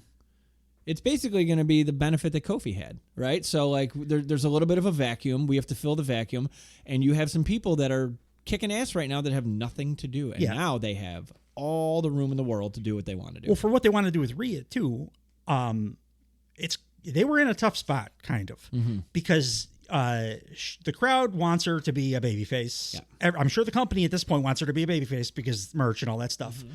But you can't really turn her babyface as the dominant champ. It doesn't work story wise. As we just said with Cody. Happen. Yeah. It doesn't. Can't be the dominant thing that she is. Right. Now it gives her a reason to fight from underneath. She can come back as a babyface, like we said earlier. You return. You're already a babyface. Yeah. She was already going in that direction. Now she has something to fight for. And if she's going to be a good guy, it's like makes more sense. It's way more interesting to watch the good guy have to fight for something. Yep. So like now you got out of that of 2 binds that you had. Now you can turn her babyface without worrying about the title, which was a problem. Yep. And you also, when she comes back, she can challenge for the title without ever really having lost it, which is another thing WWE really doesn't like ever beating their top people. Right. So like without having to beat her, the title's off of her. So now she could fight, come back, be a good guy, and have a heel that she's trying to overtake for the title. This is all usually reserved for Money in the Bank cash-ins. Yeah, so like yeah. they were gifted something, albeit like not in the greatest way. She did get injured, but like make the best of a bad situation. She's here. also immediately the odds-on favorite for the Rumble right now. Like that's probably you how think- they love doing it for Will she returning be- injured Will she be stars. gone that long? You think? I have no idea. Yeah. I'm only thinking about like injured huge stars that are returning. Yeah. Especially if they like lost the belts or whatever, or were in the title picture. Yeah. They love doing. I mean, it works because it works. They would love be doing that for a Rumble. It would be the 3rd year in a row that she's in the title match at WrestleMania, which they're not. I mean, they're doing She's it. their way. biggest star. How many years was Cena? How many years was Hogan? How many years was Roman before even people liked him? Like, Yeah, that's what I was. I was about to. oh, I'm sorry, I didn't step on your shit. Oh no, you didn't step. Like no, just the notion that Yeah, in the modern era, also like in the Hogan era, like you just said, they're not. This is not rare territory for them. my only thing that worries me about Cody is that they're looking at him like Hogan, which No, is different characters. No, no. But Rhea's got a ton of people that I want to see her face too. So like, Liv. I'm fine with all of those. Not only like have they done a good job this week and like last week with Liv Morgan and her, dude, that's been baking for a year. It has, and it worked out perfectly. Yeah. I love seeing. I hate when people get hurt. Yeah. And then they don't use it. Right. Like, dude, Stan Hansen's my favorite wrestler of all time. Reason he ever got big in America was because he quote unquote broke Bruno Sammartino's neck with a lariat. He broke Bruno Sammartino's neck by accidentally dropping him when he was trying to powerbomb him, or body slam him. But they worked that, and they said, "Oh no, his crazy lariats broke Bruno's neck." Yeah. And then Stan Hansen was immediately the biggest heel in the world, or in America. Like you always do that. Always say it was. If it wasn't a thing, say it was a thing. Yeah. And I love that they're using it. Plus, they're using it for like Liv as a heel now, which is interesting. And then also like because she's been building steam. We've been talking about it. Like she's been one of the good things consistently. Use it for that. Sweet. Absolutely. Yeah. All gravy here. So she said, she being Rhea said, Liv's attack has put her, Rhea, on the shelf for months. She has to vacate the Women's World Championship. Loud bullshit chant, and Rhea goes, "Yeah, it is." Thank you, mommy chants, which that was kind of. Here's one of my I'm gonna nitpick I normally wouldn't for WWE, but I'm gonna hear. Yeah. When she first comes out, she just says, "Oh, you guys all know what's going on." Well, I hadn't been on the internet that day or whatever. Like, I don't know what you're talking about. Yes. Nobody I have this you gotta say it right. You have to state it clearly. Yeah. Like we talked about. It was on Rampage. Yeah. So WWE, by the way, airs secondary stories on Rampage. It is running for 74 years straight now. I just like at this point, if I didn't do something and like that I was supposed to do it, and my wife is like, "Why didn't you do that?" I'm like, "I did. It was on Rampage." It's so long. I don't get it. But somehow it works because I actually watched it. But we'll talk about it on the AEW episode. If you have not listened to the AEW episode yet, it is dropping at the same time as this one. If you already listened to it, I hope you had a nice time. So we're back in WWE, and thank you, Mommy Chance. And they're talking about the Liv Morgan Revenge Tour. I just wrote down this is one of the most solid goddamn angry promos I think I've ever seen anybody cut, because she's just saying shit that you would say when you're mad. That's why I thought it was so great. Yeah, because she was doing the scripted shit and she stumbled. Yeah. And then I think it clicked with her that was like, if I try to do this stuff verbatim, the stumbles sound way worse, because she like saved herself on that stumble. Yeah. And then she just talked like a person for the rest of the promo. I was like, hey, that's the kind of promo I like. And it felt organic, probably to your point, because it was. Yeah. And again, they have this giant storyline to go off of, and like both have made solid points. Liv comes out at this point. She's being held back by 6 security guards, which I thought was adorable. Yeah, she's about 97 pounds. Rhea hops out of the ring. 3 of the security guards go to her. So they got 3 on each. And then Rhea just headbutts a security guard. And then I thought, is there any other sector in any other workforce where it's okay to attack a security? Can you do that at the Amazon warehouse? Can you just start attacking the security guards and none of them are just like handcuffs right now? Because the other security guards, no, they're like promotion, like a title shot. Like you get moved up. Security guards. I just didn't it struck me as odd that we could just do that, and the other guys just stood there. Even Adam Pearce was just like, all right, let's calm down now. I accept it, partially because one of the coolest spots on my favorite show was very much a security guard spot. Yeah. So that is a kind of a silly trope that they do in pro wrestling. You just beat the shit out of these, like, and then nothing happens. Like third-party workers. Sometimes they'll find them, but I guess whatever fits the story. Yeah, it's wrestling. So they go backstage with Rhea, and she's being consoled by the Judgment Day. And Damian Priest says, "When you come back, you're gonna make Liv regret ever messing with you, and you're gonna be more badass than you are right now because you're Rhea Bloody Ripley." And we love you, which I liked. Something happened between the backstage and the in-ring. Did I skip something? No, it's something that I'm going to bitch about because it's the thing that aggravated the shit out of me about this episode. Go, sir. They went back to, they hadn't done this for the last 2 weeks, maybe 3. That segment, commercial break, replay of segment we just watched bullshit. Rhea did her promo. They went to commercial, came back and showed me Rhea's promo again. Yeah. What the hell is that? Like, in case you forgot. Does anyone watch this live? Like, can a person sit through Raw live when they do this shit? Like, I'm like, what? I thought my TV was messed up, or that I was hallucinating. I'm like, I thought I just watched this promo. Yeah. Oh no, I did. They just showed it to you twice, bookending a commercial break. Just in case you were going to make, chimichangas or whatever, and you came back and you missed this, they wanted you to know why Rhea Ripley was hugging her boys backstage. What the DVR is for? Like, you don't DVR. Your fingers are greasy from chimichangas. A lot of grease on those. It's more of a crunchy. I thought they were past this. It was the thing that got to me about it, because I'm like, Christ, that's that shit again. Of course they're not. That's why you go and you get deep fried Mexican treats. Chimichangas so good. I'm starving. Chimichangas are good. Yeah. Speaking of Deadpool. Yeah, but it's a good. There we go. So Damian Priest just says very nice things to her, and Rhea Ripley says, "Make sure you keep Judgment Day on top." Then she walks up into the darkness. This is a babyface group. Their faces, I don't care. We all like them. I really like Rhea. Like, I think that without her, the Judgment Day is the final testament. Oh, you're not wrong. No, you're absolutely not wrong. Even their stupid names are the same. Yeah. But now, JD McDonough, we know, is like the goofy, he's always gonna get in trouble kind of guy. Balor actually has a little bit of credibility. Yeah. Dom, we love to boo.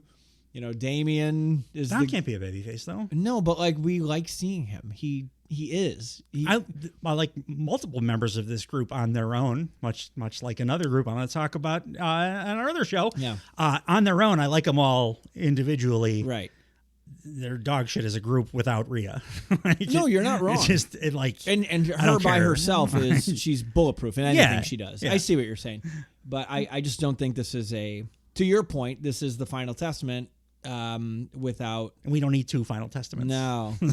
But they're warming the crowd. They're like, wow, look, we care about each other kind of thing. That gets some mileage on it. They're going to abandon it fucking completely next week. But I would Dom can be a heel even in another faction or whatever. And I agree. The other 2 are baby, or other 3 are baby faces. Yeah. This was a nice moment. Yeah. It was absolutely, nice absolutely. Yeah. Again, I'm projecting out like, oh, the Judgment Day doesn't have a future, like, because they don't. Yeah. Like it's like we're gonna be force fed Damian Priest for a long time, and he's good, but he's fine. He is exactly fine. Did you know he's Puerto Rican? I knew that he was Latino in some I didn't way know because that he called himself Senor Money in the Bank. He puts his flag on every piece of does he? It's like, ugh, I get it, dude. Yeah, you know what? I did, because when they were in Puerto Rico, he got that insane pop, which he never gets anywhere else. Which is, I dropped my mug. Which is good if you're from that town. Yeah, be strong. And then speaking of nationalities being shoved down my throat, Fat Sheamus came back. And he fought Fatter Ivar. I hope Sheamus didn't just hit the wall, because he looked. I'm not even going to talk about his body, because so many people did. I saw a lot of stuff on the internet, and then Sheamus actually gave a pretty reasonable response. He was like, "I was supposed to come back at the draft, and I came back like weeks earlier than I expected to, so sense. I wasn't able to get like my ready for Showtime pump on." But his in-ring looked like shit, too. He was also wearing the official WWE Underoos. Yeah. I was happy to hear that It's a Shameful Thing Lobster Head was back. I haven't heard that in a long time. It popped me. But he looked terrible. Like, he looked terrible. Not even talking about physically, whatever. No, his work wasn't good. His work was garbage. And he's a great worker. Always has been.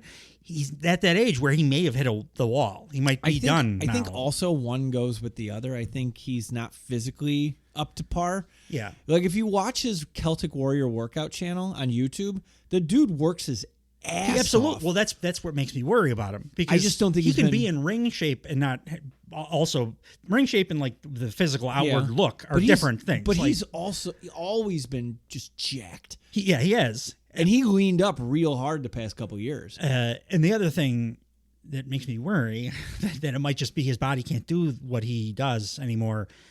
I hadn't thought about this really before this match, but like he was allowed to. Most people are not allowed to in WWE work like the stiffest possible style for what's been 15 years or something. Right. He's been doing that. Like it's been essentially working in AEW style, like big man thing. Yeah. For the last 15 years. And he's like, what, close to 50 now? It's possible his body's not going to do it now. Maybe. I hope not, because I love Sheamus. We'll see. But this was really uncomfortable. Bad. Like it was really bad. If he looks great around draft time, which is next week, I don't know. Shredded either. Just move like you moved. But again, I think one goes with the other. Because when you're more shredded, you weigh less, and you just don't have your body doesn't have to work as hard, and they go one with the other. But like as an older gentleman these days, like I can tell you. They don't always he can stay fat and be good still. Like that could be, but his cardio could just get better. And as you get older, it's just sometimes without a little assistance, you can't really get that shredded look anymore, no matter what kind of wind you actually have. Right. So it's possible that his body's just going to be that, and then the in ring will return. I think he's going. If he said, I was supposed to come back at the draft, and that was a reasonable answer, as far as the look goes. Right, but now let's give him a month and see what he does. Like it's not a reasonable answer for why this in-ring looked like that. He should still be in reasonable ring shape. Maybe. Because you can't get in ring shape in like a couple of weeks. I don't know. Sheamus can. We'll see. Cautiously optimistic. Like if he said I wasn't supposed to be back yet, then maybe he wasn't supposed to be back yet. Yeah, and that's why I'm giving him that. We got to give him a grace period. Yeah. I know you're holding him to the coals because I also love Sheamus. Yeah. I don't want him to be bad, and this was really like you said, uncomfortable to watch bad. Just very doughy Sheamus. It was weird because he's never been doughy in his entire career. Yeah, he's always been just. That's the thing. Sometimes you get to a certain age, and that just happens. I just think he hasn't had the time to recover. And it's reasonable. Or you turn into AJ Styles, and your body goes into Benjamin Button mode. Yeah, if you want to do that. Then they do a Sami Zayn, Chad Gable hype video. promoting the main event, which is going to be Sami Zayn versus Chad Gable for the Intercontinental Championship, which was mentioned last week in Sami Zayn's hometown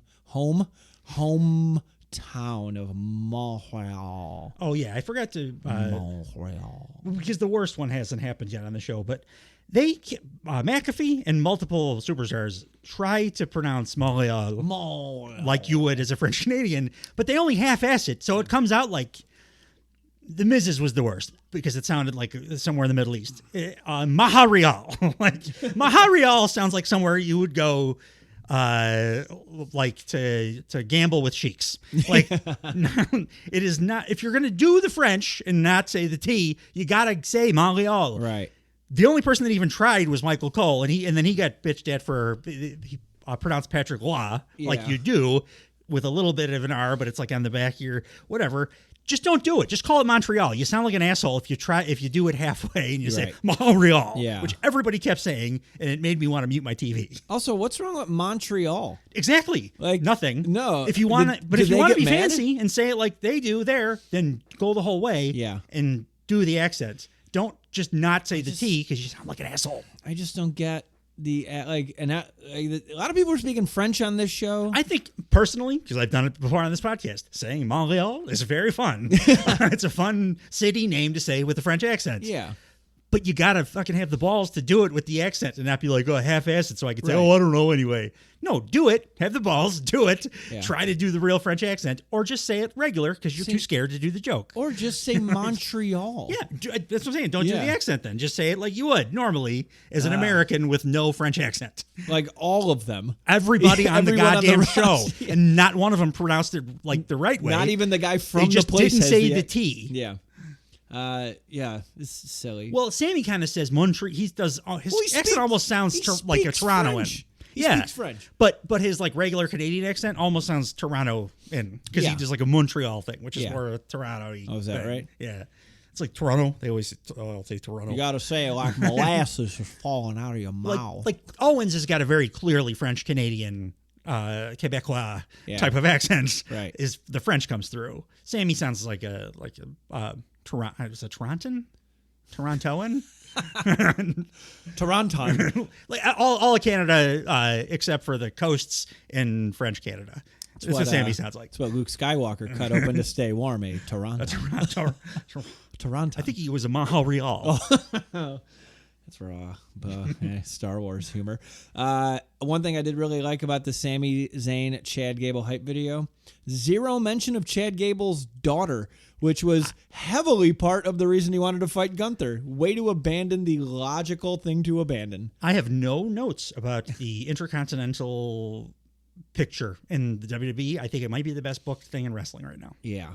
It's This was great. and the match was great too. Everything, not the spoiler, everything about Sammy and Gable on this show was great. Yeah. Oh, zero complaints. It's just, except for, no, that's not even a complaint because they didn't do it. But that's more me ragging on what they were doing with him pre-WrestleMania. Yeah, no, like it's the opposite of a complaint. You're Yeah. commending them for understanding Yeah. they needed to pivot from that stupid story, and they did. Stupid. The next segment was kind of fun because it had the most over guy in the goddamn company on it. It was Triple H and Adam Pearce, and they were clearly just out there to introduce the new Raw Tag Team Championship belts, now called the World Tag Team Champions. They could have done this without the Triple H circle jerk first. I'm getting it's along with the then, now, forever together, And that's all Paul the Levesque era. Greatest time to be a get it. wrestling fan. Back off. Yeah, I don't need the circle jerk for the boss. No, we got it. You're great. Just keep being great, and you won't have to say shit. We'll say it for you. Exactly. It's like all he said is "We are NXT," and we're all like, "Yeah, we're a stadium full of people. We fucking love this." Yeah, and I like him in the segment because it made sense. Yeah. Like it set up a couple of jokes too Yes. that were very good. Man. But he did lean into the bask in my glory, coming out to like the essentially to open the show. The first positive thing on the show is Triple H. How wonderful am I? We get it, dude. Just keep doing the work.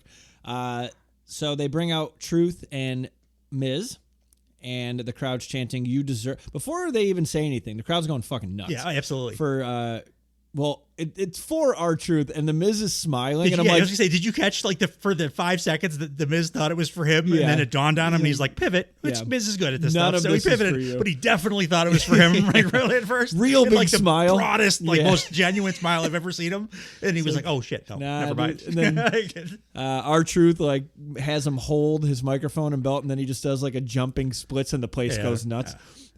Truth thinks that so they reveal the new tag team belts. You do not like the belts. I think they are dog shit. Well, you don't like the other. I mean, that's the design for all the belts on the show. So I think. Well, I like Cody's though. no, that's not that show. Oh yeah, the show. That's Like, the reason I don't like these. Yeah. Because it's the penny belt. They glued they made a bigger circle version Yeah. of the world title, which is a dog shit belt. Yep. And they glued it on the front of the penny belt. Right. And it looks it's just I have to see that ugly belt now with a bigger, rounder Yeah. face. It's different. Ugh. It's different. It's garbage. It's there. It's there. Like what we said, bring back the title belts that Demolition held. Yeah. And we'll be happy. I'm surprised Cody didn't do that. Like an old, like a winged eagle or something, yeah. like an old school. Granted, That's very much him. The one he's holding is beautiful. It's cool. It's my favorite of the big giant gaudy logo belts that they've done. Yeah. Like is the current Cody one. Absolutely. But that would have been a Cody It would have been on brand. fitting thing, Yeah. and it would have worked too. Like I was to so do a very winged surprised eagle he or a did big eagle the or day after Mania. Yeah. I thought he was going to do it. So they revealed the new belts. And R-Truth thinks that the belts appearing was legit magic. Yeah, he thinks and he's Triple H is just blown like away. a wizard from somewhere or a trickster. Like, And then the Miz goes, he's not a magician. And Truth goes, that's exactly what a magician would say. He had so many great lines in this. He's cracking me up legitimately. Truth asks, and then Truth like goes, he gets in Triple H's face and he basically says like, what else are you hiding from us? Like, that what other magic can you perform? And then he thinks that Triple H is Tommaso Ciampa. Yeah, it was because he's like, what else are you hiding from us? And Miz is like, all right, well, let me talk to him. And he's like, no, I want to know what else he is hiding. If he's lying to us about this, what else are you lying to us about, Tommaso Ciampa? And then the Miz explains to Truth in French that those are the new titles, and only when he says it in French does R-Truth understand. Yes. Which was fantastic. That's just great writing. That's It was just great. all the R-Truth stuff was wonderful. Yeah. Triple H then just like, can I just go? And then he just takes the old titles off of their shoulders and he puts the new titles on, and then he just leaves. And since there's new champs, there has to be a new challenger. So there's Adam Pearce announces a triple threat #1 contender match. It starts right now. First group out is DIY, and as DIY comes out, you hear Triple H or Truth kind of say in the mic, "There's Triple H right there." Yeah, and then the crowd chanted Triple H at Tommaso Ciampa. This guy's comic timing is otherworldly. Awesome. I've been hearing for years how funny he is backstage. And I'm like, why don't you put that on camera? And Well, finally they're like, all right, we'll give him a chance. That's and why he's running with it. He did the thing with Brock because Brock loved him. So it's DIY. Even like Truth's like smoking mechanic guy back in the day. I've always enjoyed. Yeah, Truth. he's never not been entertaining. You ever see that photo of him and Tupac? No, but Yeah. that's cool. Yeah. We'll find that. Did you see him rapping his live stream rapping his old theme? No. At 3 a.m. like 2 days ago. No. I didn't see it at 3 a.m., but somebody like on Reddit or Twitter or something posted. So I was up. watching a live stream at 3 a.m. and R-Truth was happened to be up rapping his old theme. Like it's funny. He's an amusing man. Everything he does is like This segment, I bitched about Triple H already, but also even within, you don't have to like be the cool guy. Yeah. React. If you're going to be the boss and R-Truth is doing all this zany stuff, Yeah. do a Triple H just stood there kind of grinning like, oh, these fucking idiots. Yeah. I'm the boss, but they're like children. Yeah. You don't. He was that when he was a wrestler. Yeah. And that as a boss too. If you're going to be on camera on a pro wrestling show, you got to show your ass sometimes. Yeah. Triple H. Yeah. Show your ass sometimes, Right. or get the fuck off of TV. Right. Yeah, especially when you're standing next to that. Yeah, Where you're never the funniest thing on the show. gonna upstage you by every far. React to it, Right. Like do a thing. It's a wrestling show. It's Yeah. supposed to be fun. Yes, and he is the most fun thing on this entire show. So like, show your ass, Yeah. Triple H. It was DIY versus the Creed Brothers versus the New Day. Winner of this match is the #1 contenders for World Tag Team. That's what they're calling them, right? I just said the World Tag Team Champions. That's right. Yeah, it's not confusing at all. No. You continue to prove me right the more I talk. My notes were super fun match, and the creeds are fucking great. Yeah, this was a great. One of on this show two like legitimately. I don't care what promotion they're in, great matches. Yeah, this was so much fun to watch. Yeah. I didn't care who won. I'm like, I want to see any of these guys win. I loved it. Yeah, no, I like all the teams. One of them even more now after this show ends. But they're all great workers. But it seemed like the handcuffs were off too. They were just allowed. There was drop on your head neck shit. Kind of thing. Japanese AEW dangerous stuff in this and in the main event. This show, which I of course loved. Yeah. I hope they're not doing that at house shows and shit. But no, well, it was great here. I wouldn't be surprised. Yeah, but this was the most indie WWE match that it could have been. It was awesome. It was super absolutely. fun. And then DIY won. So they are going to challenge R-Truth and The Miz for the World Tag Team Championship. Do they always finish with the EVP trigger?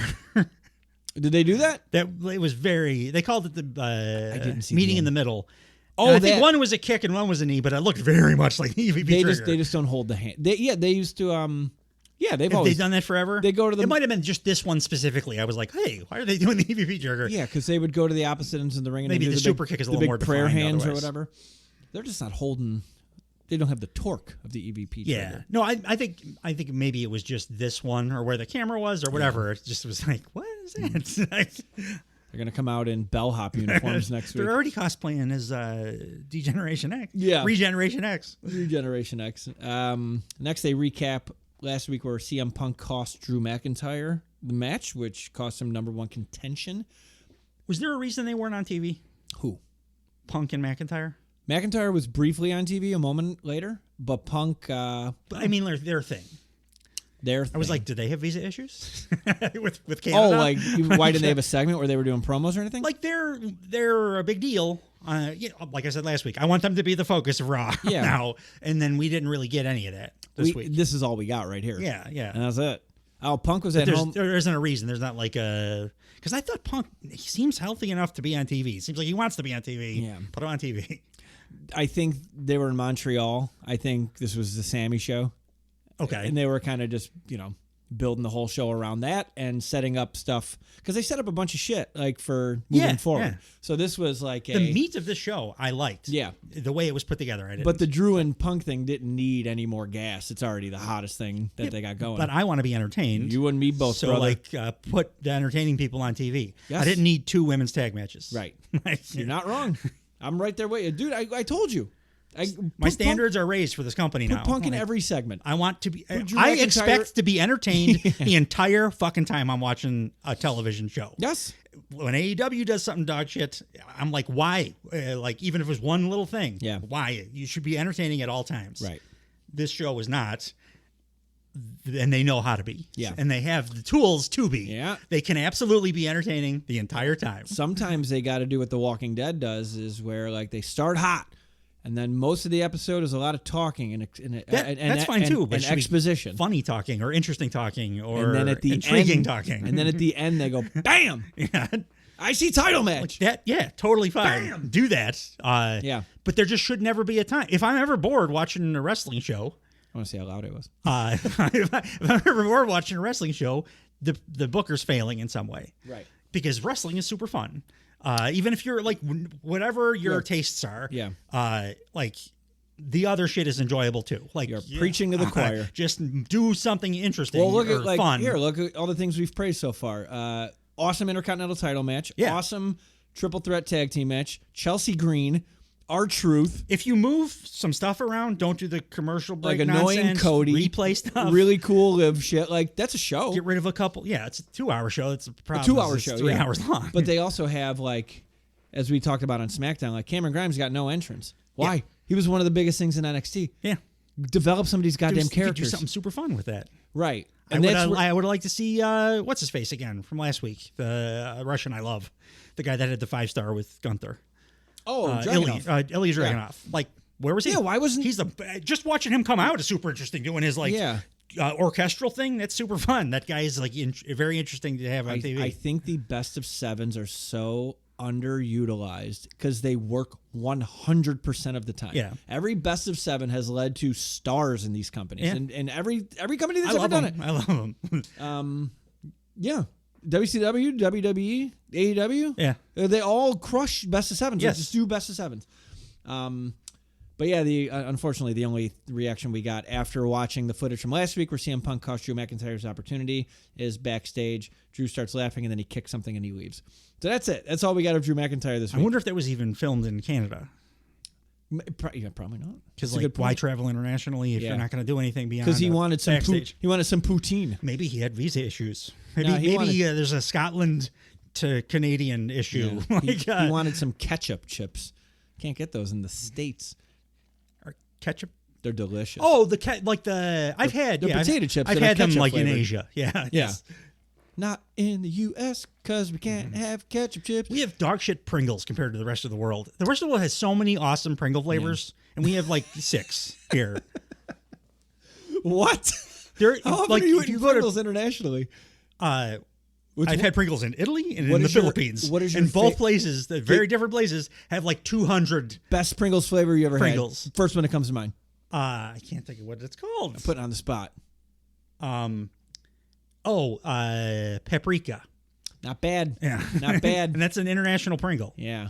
My God. That sounds like a award. It's international Pringle it's a spice, goes to. which It's like a Bruno Mars award. It's like barbecue flavor, but paprika is the actual name of the spice. We don't do that here because we are like Americans are idiots. They won't know what paprika is. Yeah. So we have to call it barbecue. Yeah. But that particular barbecue one called paprika is awesome. So you're wondering why Drew McIntyre went to Montreal? It's to get better Pringles. You get better Pringles. All right. That's right. I'll take it. Damian Priest. This is not necessary. We got a Damian Priest like origin story hype package. Like, yeah. I said, well done, but why? He's the champ. But what are we building him for? We get it. He's already up there. They got to do something interesting with him. This was not. This was not it. But like, I get the idea of like trying to do. You got to do something because he's been just Senior Money in the Bank for forever, and he was just like a dick to R-Truth, which just got R-Truth over super good. But put him in the ring. Show us that he's an actual threat as a champion. Have him just beat. Oh, I mean, my answer is always wrestle a match. Yes, but I don't want to have the same expectation because that's not what the audience of this show necessarily wants. So I get it if you want to do different stuff to make somebody interesting. He's the champion. But I think he is pretty good in the ring, right. And I don't think he's very good at anything else. But put him in the ring because he's not been presented as good in the ring since he's lost the United States Championship eons ago. I agree with all of it. But my answer is always put him in the ring. And he's the champion of the show. Yeah. People like seeing the champion on the show. Like this writes itself. We did not need to hire time to make this. It was a terrific segment. Their production team's amazing. Yeah, and I felt feels, but like again, he's world champ. I forgot to mention. Yeah, Sheamus's new move is stupid named. What? The kneecap. It's just called the kneecap. It's a knee. He gets you with a knee in the face and he likes to call that the kneecap. Yeah. I'm like, it's just the name of the body part he's hitting you with. Yeah. It's lame. Sorry, I had to get the reason I noticed I glommed over that on my notes. The reason I didn't notice it is because I was using the thumb to push the buttons because I was bored with the match. Nice. That's his new setup, though. Yeah. We have Gable training in the ring before Raw. He's in there with the Creed brothers. Like that. Just him in there with the Creeds. I'm like, oh, cool. Yeah. Also, amateur wrestlers that can go. I do have a big complaint about this, though. Oh, boy. Here we go. You could probably guess what part of the behind the scenes stuff it was. So entrance music, Andrade comes out. Okay. Commercial. Back from commercial. Do the whole this segment, the Gable thing. So it's like a whole ass interview. Yeah. And then back to Andrade in the ring. Disjointed as hell. What is that? Like, I already don't like the AEW did this too this week. I don't like the entrance commercial break, like after the entrance thing. That always feels jobbery to me. But to throw in a whole segment like in between that, then too, it makes it just feel weird and disjointed. By the way, Andrade has a 5-star match in WWE, and this is how he gets treated. NXT technically, but they're like giving him the full ass jobber treatment as far as entrances matter in this company. Yes, and like he gets either none or shit like this, where it's like entrance, immediate commercial break, then a whole other story, like the most interesting story on the show. He's got a cool jammed into too. your thing. Yeah, he does. like give him the entrance. It's like when they were neutering Nakamura's entrance. I'm like, no, his entire character the whole point. Is his entrance. Yeah, he Nakamura can't do the as hard hitting as he gets older too. Like he can bring it out sometimes, but he can't always do it. Right. So yeah, do the interesting thing.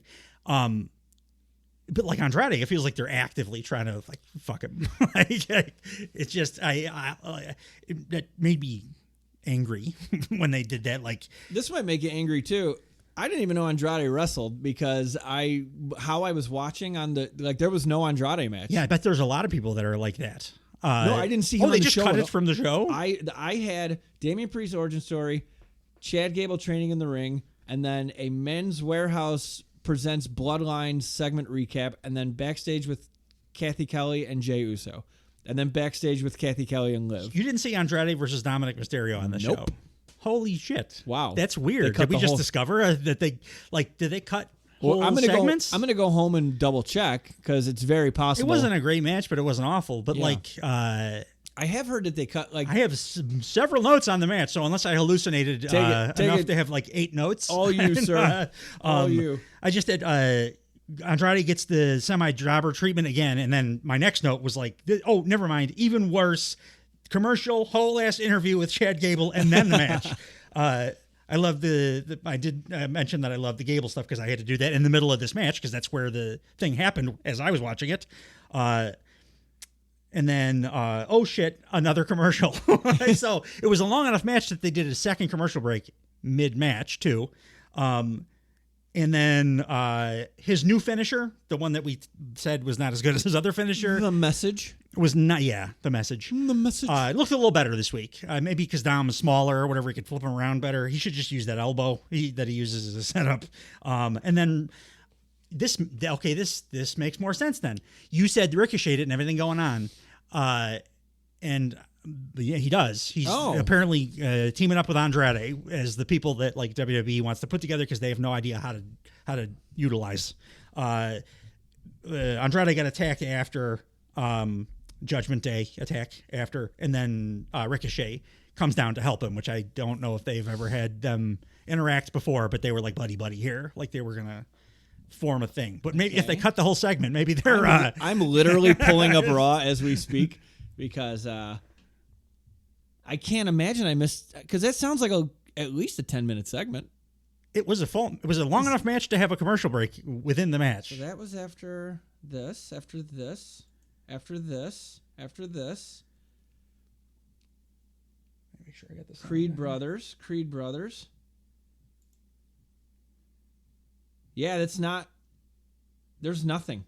Yeah, that is crazy. And I believe you. No. Is it Hulu or? Yeah. So I watched the DVR of it, of the original broadcast. I've heard other podcasts that don't talk about pro wrestling say that they will cut stuff. He's like, oh, I didn't see that because I watched it on this. I've never been privy to that. I've heard of that on regular TV shows. Sometimes they'll cut the like cold open, or they'll cut the end to get more commercials in or whatever, or to shorten it for Hulu. So there's Gable. Yeah, that was after Andrade got his entrance, and then a commercial break. And then it goes to...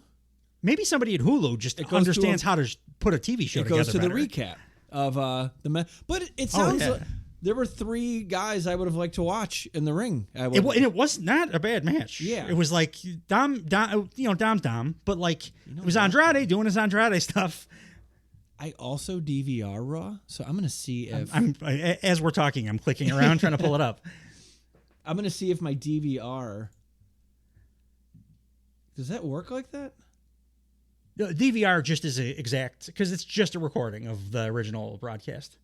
I can probably find the original broadcast. No, I believe you. That's just wild that happened entirely. I mean, if you DVR it, it is always as it went to air. Okay. A little further. I'm looking for a little further. Who knows if it's even in the same order? Because I actually had this, I think, a little later in my notes too. Yeah, that's it. There's Dom and there's Andrade. Holy shit. I didn't hallucinate it. It happened. Go back a whole little. ass match. I want to see the top of this. So what we're watching right now on the screen is the match that I did not even know. Did you get a Men's Warehouse? You were looking at me a little funny when I was bitching about Andrade getting the entrance, and I was like, "Why?" I figured you would be pissed off about that too. Also, did you see this? I did not. So you didn't have two women's matches. So you probably don't understand why this show was fucking garbage paste for me. No. Two women's tag matches. Am I looking at the right episode? Yeah. I mean, all your other stuff is stuff that I saw. So they must just cut. So Hulu has determined that I should not be watching, but I'm looking. I mean, nobody should be watching a women's tag match that has Maxine Dupree in it. But let me decide.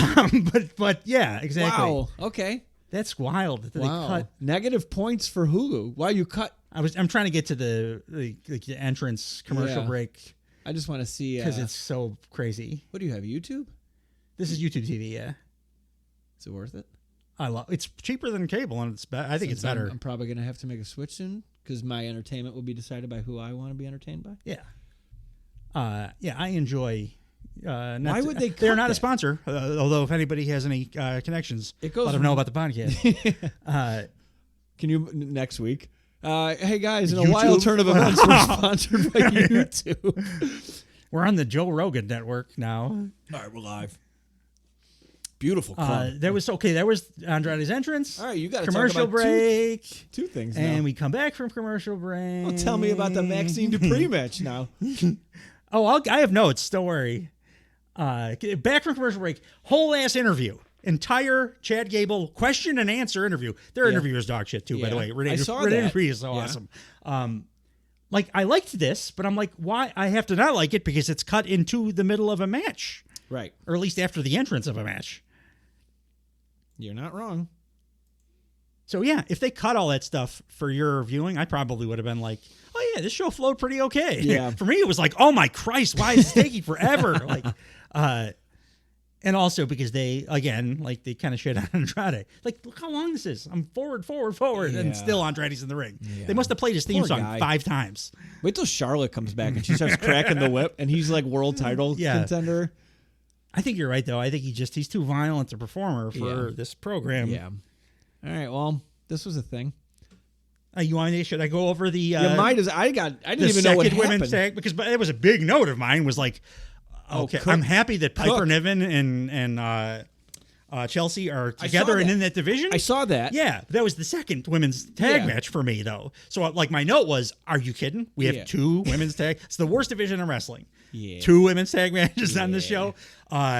Because the first one I had watched, which apparently got cut out from Hulu by WWE or maybe whoever owns Hulu, Fox, Disney. Who owns Hulu? It's ESPN, right? That's the same. It's Warner? I don't know. So the first women's tag match was Candice LeRae and Indy Hartwell versus Ivy Nile and Maxine Dupree. Still going with this, okay. Which was super terrible. Maxine Dupree, you're going to do a women's tag match, 2 women's tag matches, and one of them is going to have Maxine Dupree in it too? Oh my God. Also had a super clunky, weird finish where Indy Hartwell pretended like she was going to come in the ring, so the ref came over to stop her. But then a tag was made, and the ref didn't hear it or see it, even though it was just Indy barely trying to come into the ring. Okay. So there's no reason the ref should have missed this tag. So, but he got super aggressive about keeping Maxine Dupree's partner. Who did I just say it was? Ivy Nile. Ivy Nile out, and then. While he's super aggressively doing that, Indy Hartwell slowly gets back in the ring and behind his back, very clunkily and terribly, pulls her partner, who is unconscious, Candice LeRae, on top of the also now unconscious for some reason, Maxine Dupree. She's sleeping. So then they 3 count. That was 10 minutes of my life that I will never get back. And now I've had to also explain it to you for 5 minutes. Yeah.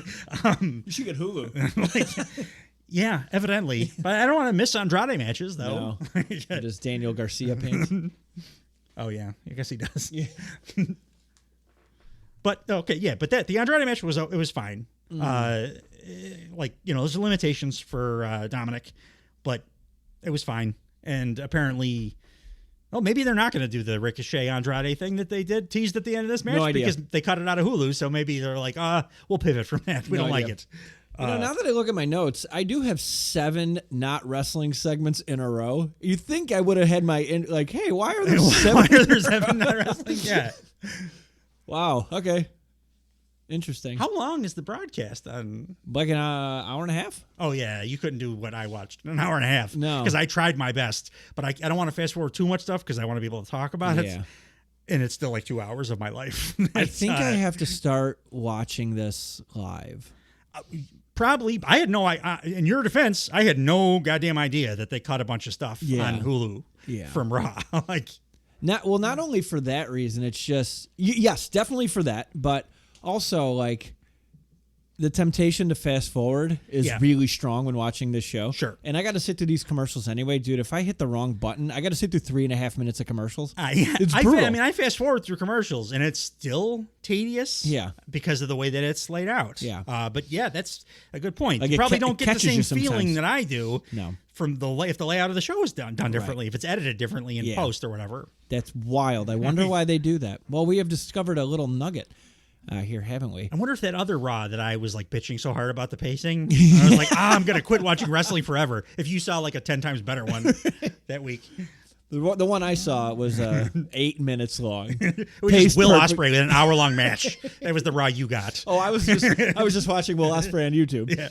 We just called it Raw. They just had Will Ospreay. So what did they wrestle do with Takeshita? So Ricochet? It's going to be Ricochet and Andrade. Yeah, he made the save for Andrade. So who won? Andrade. But then the Judgment Day did the beatdown thing. Okay, so it's going to be Andrade. Ricochet came down and saved him. I tell you what, I don't hate that. I don't hate Andrade and Ricochet. They have no idea how to handle either one of those guys. Yeah. So maybe if they put them together, they can do something. Maybe if they put him. What was Andrade's masked character? He wore a mask on this entrance. But like, didn't he used to wrestle in a mask? Or am I making that up? He just had that mask that he loves. He still has it. Just his entrance. Where I was going with it. Make him a masked wrestler and then make Ricochet Prince Puma and just like let us have fun for a little bit. Yeah. They are doing some kind of a Lucha Underground reboot? Somebody's doing like a show, like a Is it big back show. on I think it's going to be on TV.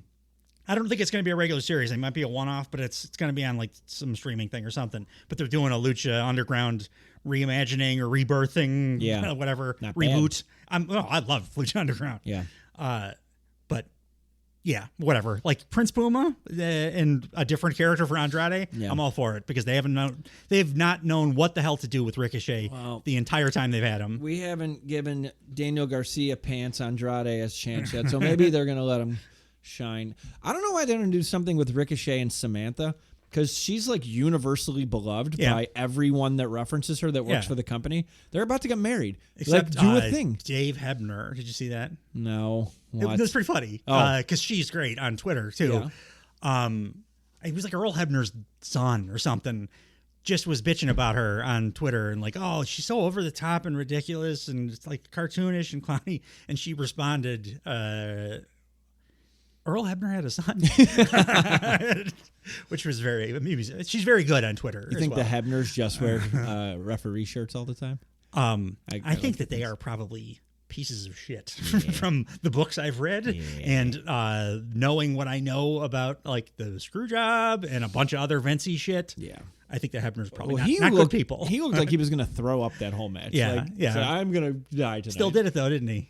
Yes, he did. Yes, he did, which caused the probably worst decision that company has ever made in the history of this company. The other one that I would still blame, but he found Jesus, so I'm okay with it. He admitted all of his bullshit and that he was a prick. And he publicly atoned for it. Earl never admitted any of that stuff. As CM Punk said, the apology needs to be as loud as the disrespect, and Shawn Michaels just owned it live on TV. Hey, here's a match I haven't seen. We're still watching the Andrade Dominic Mysterio match. What else? Drew had a nice Twitter today too. Punk posted a reimagining of the Drew T-shirt. Yeah, but it was like with Drew's name on the Punk's face on Drew's body and Drew's name on the headstone. But Drew's WrestleMania 40 2024 to 2024 and Drew immediately just responded with I've never had to put somebody else's face on a t-shirt to sell it.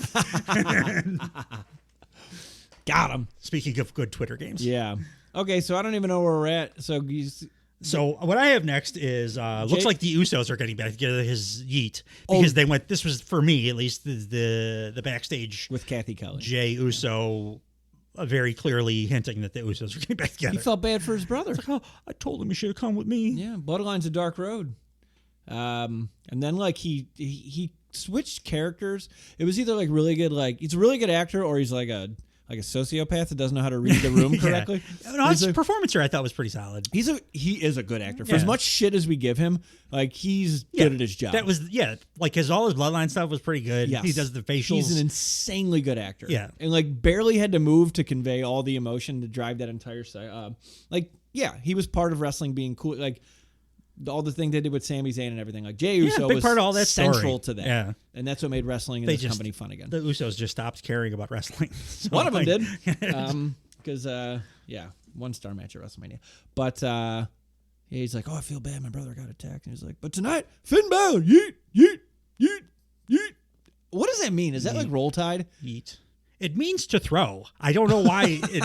If you yeet something, you're throwing it. If I yeet the desk out of my window, I'm throwing the desk out of my window. Okay. I have no idea. I don't understand any of the Usos catchphrases. Is that a verb? I don't know what day one-ish means. I don't know what yeet means for them. I know what it Uso- means like in general, like pop culture, it means to throw.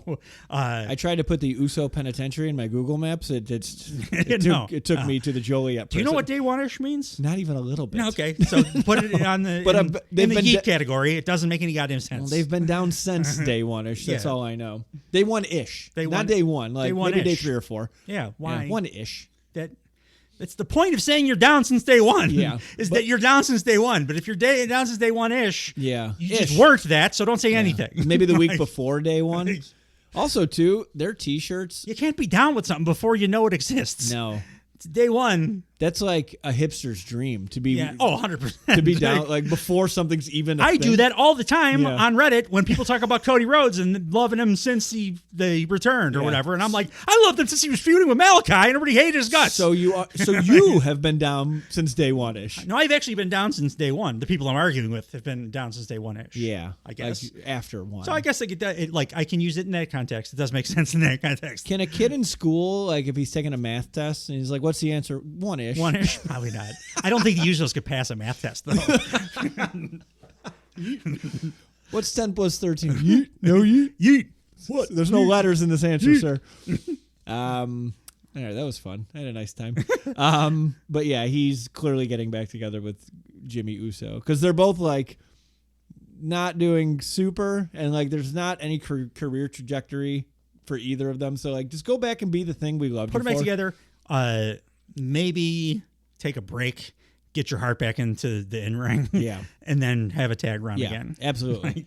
But don't come back too early and then have to explain that you were not supposed to be back until the draft. They could just say that we were going to come back, but we decided we would do it on day one-ish instead. Yeah, day one-ish. There was a pay-per-view. Didn't they have day one? WWE day one? That was a pay-per-view? Yeah. Right? It was the January 1st one. Yeah. Well, they could do it on January 3rd and call it the day one-ish. They could. It would be about as dumb as would fit for some of the stuff that they book on WWE television. Anyone still listening to this, God bless you. We've beaten this topic into the ground. This was where I got the Chelsea and Piper against the two NPCs that they wrestled. Did I have that? If you got no women's tag matches, I'm going to be incredibly pissed off. So I have I have Piper and Chelsea against Jade and Bianca on SmackDown. That's it. So you didn't see Chelsea Green and Piper Niven versus Katana Chance and Caden Carter? Not even a little bit. Holy crap. You got a much better Raw than me. Maybe I should watch Hulu instead of you watching. I was wondering what you were bitching about. The next thing, we won't be able to review the show, but I'll enjoy it a lot more. So 1, 2, 3, 4. So the Jey Uso thing we just talked about was my backstage segment or my production segment. 1, 2, 3, 4, fifth one in a row. Because the next thing I got was Kathy Kelly interviewing Liv Morgan. Yeah, that was what happened right after the tag match. And then I got Cody. Yeah, I had caught up on two that not one? wrestling things in a row. Right. My notes for the Chelsea Green, Piper Niven, Katana Chance, Caden Carter match were just Michael Cole at one point said that Chance and Carter are so like dynamic you can't take your eyes off of them, which is the opposite of what was happening on the television. I was like, there are two people I'm interested in, and then two absolute NPCs with no character, nothing going on. Like not great in the ring either, but like nothing interesting happening. Maybe he has like a list of phrases or like a soundboard when he doesn't know what to say. Like when you're playing a video game. It's a very reasonable thing to believe. It's like, what do you say here? They're so dynamic in the ring. Look at their dynamicism in the ring. Shit like that. But like dynamicism? To say, like, put a point on, you can't take your eyes off them when, like, I had just been thinking, Jesus Christ, these two may as well just be total jobbers. It made me laugh, at least. And then my other, like, the note was from when you were talking about SmackDown, my note was actually from Raw that, I'm glad they're at least if they're going to do the women's tag division, they're going to push it hard, like this hard, because to me, it was pushed real hard. To you, it was not pushed at all because you had no matches and I had two. And like, if you're going to push it this hard, at least I'll give you the grace of you're putting Piper Niven and Chelsea Green, a team that I enjoy and like, back together. And that, along with like Bianca and Jade, there's a couple of interesting teams there, so maybe elevated a little bit. It was garbage on this show, but like maybe elevated a little bit.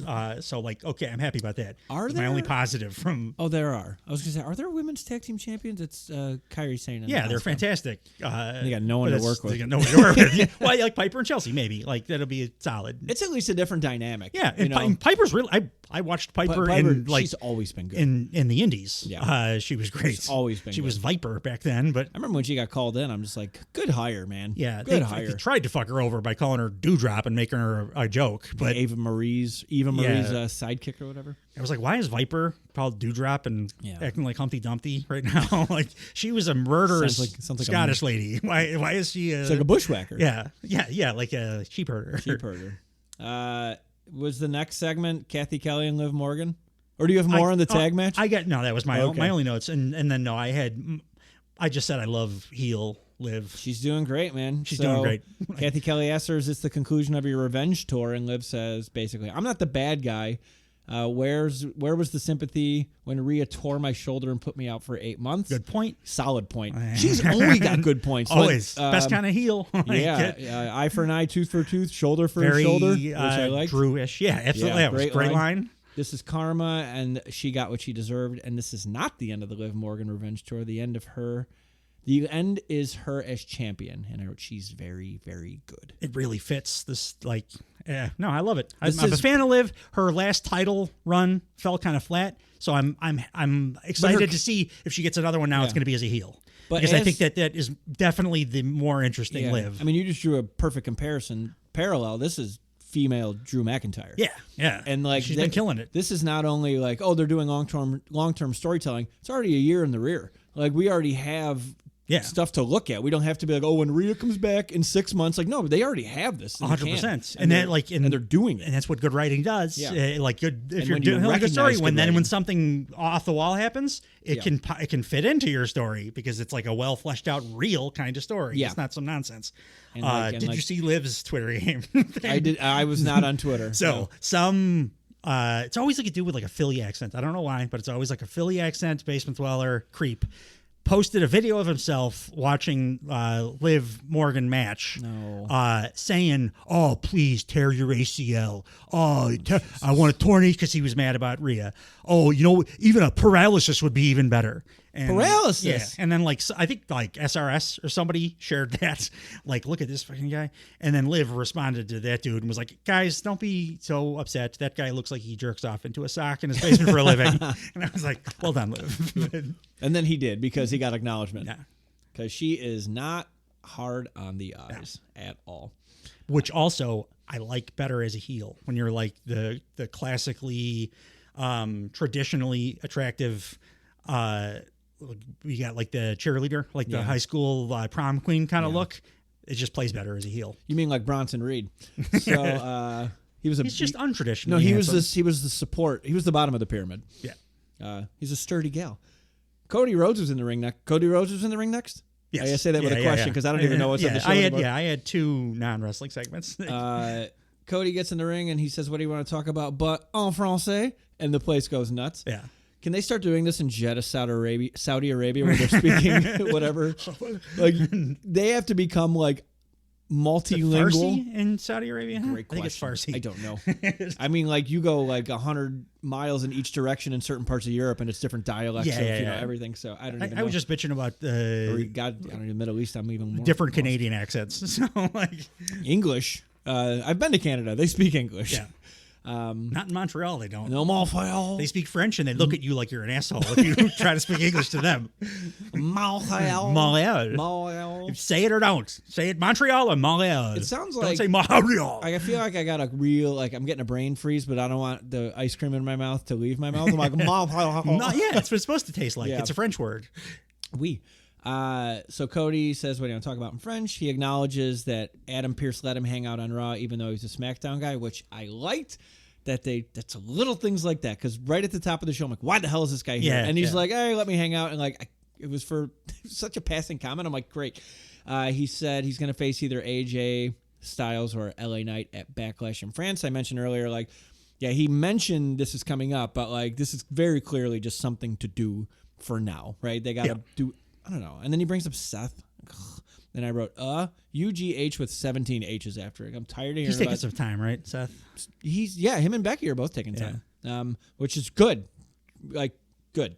Go find a new rapper, pop punk guy besides Machine Gun Kelly. Yeah. And I mean, go be Post Malone. Like, I like him. I like Post Malone. Yeah. If I could do Seth Rollins cosplaying as Post Malone. Good song in that Spider-Verse soundtrack, too. I don't think I've ever Sunflower, I believe. I've heard so many snippets of Post Malone songs. I don't think I've ever heard one. That's the only one I know by name, because me and my daughter have watched that movie a million times together. Yeah. That's like, those are good movies too. So he brings up Seth and says Seth would. Seth said. That's a tough one. She said seashells by the seashore. It's about Seth being his shield, and he's sitting at home and he wants to thank him because he was the shield when he wasn't, because logic prevails. He talked about The Rock, and I just don't care right now. The second time on the show, I just don't care. Like, about a guy who's been not going to be there for 5 months forever. Like, focus on now. Like, you know what I mean? Like, you bring up Seth. It's the timing thing. You can't really focus on now, because right now it's especially for that title. Yeah. It's like I'm going to face villain of the week. Yeah, and they're in limbo, and it's like whoever Umaga is, for the moment, which sucks that they never pushed that guy. He was so great. Good.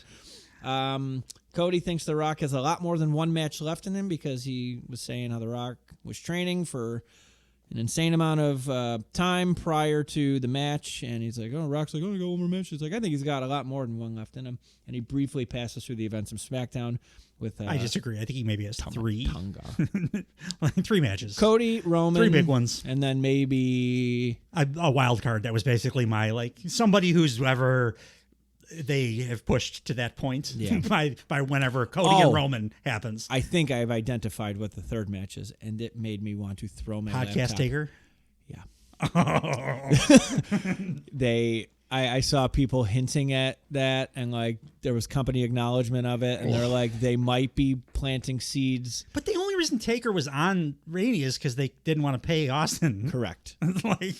Nobody wants to see sweatpants Undertaker. No. I don't want to see him on the podcast in his podcast outfit, talking about how it's better back in the day. His career ended great. The cinematic match with AJ. Oh yeah, he looked. You mean where it should awesome. have ended? Yes, and not the Saudi Arabia death match that he had with Goldberg. No, what are you talking about? Shawn Michaels retired. Or it looked like he was like either trying to take revenge for Bret Hart on Goldberg, or Goldberg was trying to take revenge for all the young kids that Undertaker bullied on Undertaker. This must have been, I don't know, I have Hulu. I didn't see this match. I just got, that's the problem. I should have been watching WWE on Hulu this whole time. They're just would have been great. They're protecting me. Cut all the fat. Because as far as I know, Shawn Michaels on Hulu has not wrestled a match since WrestleMania 26. And it's going to stay that way. Yeah. Hulu needs you to keep You know what? I think I just discovered where the two shows converge. All right. I think Rampage happens in Saudi Arabia. They're both in the same alternate universe. Oh, man. This Marvels thing is getting a little out of control with these multiverses. Jey Uso comes out and Finn Cody versus Jey, right? Oh yeah. I'm sorry. He gives him his bullshit endorsement. Yeah. Cody volunteers to have Jay's back tonight against Balor, and Jay says he appreciates it, but he's got to do it on his own. He goes, I just got to be me. The Yeet Master, Mr. Yeet Down, the new World Heavyweight Champion, main event, Jey Uso. Cody says good luck and bounces after they hug, and then they both say Yeet at the same time. The soon-to-be tag team, not main event, Jey Uso. God. This match was a little bit better than I thought it was going to be, but mostly because Finn could wrestle sack of potatoes. So I'm a man of conviction. Yeah. I didn't watch a second of this match because I'm not watching Jey Uso. Think of a Raw match. Jey Uso Raw match specifically. So this was like... coincidentally enough, I've never one seen of that those. either. Yeah. Very much one of those. Yeah. I have no notes, literally no notes. I saw the end because I have to. Jey Uso spears Finn Balor, does the Uso splash, gets the W. Finn sold for him pretty good. Finn's fucking great. Yeah. Like this was Finn and a broomstick. Yeah. I love him so much. Like, I want to I'll trade you a Wardlow and a Hook, even, for one Finn Balor, AEW to 1,000%. Oh, God, can you imagine? I think Hook would be smart for him to, if he's serious about taking the offer, because I think he needs house shows. Yes. I usually don't like house shows because it takes like years off of people's lives and careers and whatever. Yeah. But when you're specifically Hook, a guy that's had just a handful of matches, the only way to get the reps that you need for the in-between stuff is to wrestle a shitload of matches. And he's not an independent wrestler, so he's not doing indies. And they have the Performance Center too. Fuck that. Just let him wrestle. I hate the Performance Center, but let him wrestle and put him on house shows. That experience is how you get to be a good wrestler. He's going to go to the Performance Center. He's going to learn how to talk. How to do stupid, boring cadence. He's going to learn how to not be cool. How to hold a rest hold for 17 minutes. And he's going to learn how to get a hot tag. I just think the experience, he's not going to be able to get it in AEW unless he wrestles indie shows, which he's not doing. You're right. I wonder what he charges. For like an indie booking? Yeah, he's got to be through the roof. Be a lot. Yeah. I know from the documentary on Netflix that the dude from TNA, who I've never seen outside of TNA, charges $600 on an appearance. That's light. Feels light. That's a TNA guy from the Bobby Roode tag team, the other guy. Oh, James Storm. Not Bobby. Yes, James Storm. Who was in NXT for a cup of coffee. Not Bobby Roode, and also pretty old, charges $600. Yeah. So $10,000 for Hook. Bobby Roode should start doing indies because, God. I think, isn't he semi-retired? He got a super bad back injury. Is that what happened? I think so, yeah. I fully regret the last sentence I said. It had, I was about to lay into no, it's not your fault. They never said anything about it. I saw him on social media or something talking about it. News is not glorious. So Judgment Day comes down. Damian Priest first, and then the Judgment Day jumps Jey Uso from behind. And Jey just escapes through the crowd. And then they do the coolest coup de grace, no pun intended because it's Finn, of camera shots that they've ever done as a company. I'm going to say this. It's not a gripe because it didn't hurt the segment whatsoever. It's just funny to me. Where was Jey going? The front door. And if Jey didn't come to the front door, what was Sami going to do? What was his plan? Just hang out in the lobby, wait for a camera to come. Yes, because otherwise they would have just been waiting for him to walk a super long way after his music started. But I'm sorry, continue. This was awesome. I had the same. What was their if this is real life explanation for this? It was kind of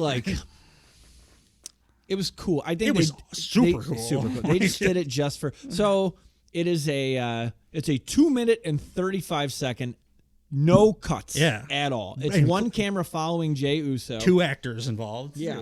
And they're walking through. Jey Uso walks through the crowd. He walks onto the concourse where all the fans, he's in the fans. Yeah, right? He had to push one guy out of the way. Yeah. Did you see that dude? The guy that didn't understand what was going on because he's the worst kind of wrestling fan. Tried to take a selfie with Jey Uso while he's walking with a camera behind him. The room, dude. And he just pushed him off of that. This was the intro credits for the Naked Gun movies, just following Jey Uso, the back of his head through the crowd. So as Sully just said, he's walking, and he walks out the front door where he sees ring ready Intercontinental Champion Sami Zayn. In the front door lobby. Oh, that you would come in through as a fan. Yes, it's the ticketed entrance. And to Sully's point, All his clothes are the opposite direction, and they're backstage, and he's just going out the front door where there's nothing. They didn't like. There's no taco truck or nothing. Mention Sammy saying, "Come meet me" before my match or anything. You just randomly walked out the front door. It was silly, but the method they did to get there made it made it worth it. So he runs into Sammy. Sammy's just looking up, and Sammy says the first show he ever saw in his life was in this building 25 years ago. Yeah. What? Very cool. Yeah. How old is Sammy? A little bit younger than me. So he didn't go to a show until he was like in his 20s? Well, his late teens? It would have been late teens. That probably. seems a little. I think maybe he's younger than that. Here we go. Sammy Zayn, age. He's just been wrestling so long. Oh, he's 39. Okay, 14. That tracks. He's younger than me. I've never been tag team champion. Was he wrestling on the Indies when he was 17, 16? That explains his body size. I'm realizing because I let Raw keep playing that we actually got the Rhea Ripley recap 2 times on the show that it occurred on.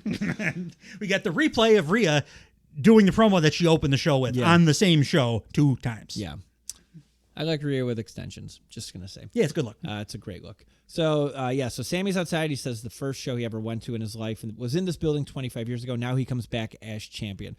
Okay, now that I know that he was 14 years old, that's awesome because I believe I was like 14 the first concert I went to. He walks in tonight like he did all those years ago, right through the front door. Yeah. My next note was, why did Jay walk out the front door? But we already covered that. And then they doesn't he say before he starts walking, the greatest wrestling city in the world? Let me show you guys. Follow me. That was cool too. Yeah.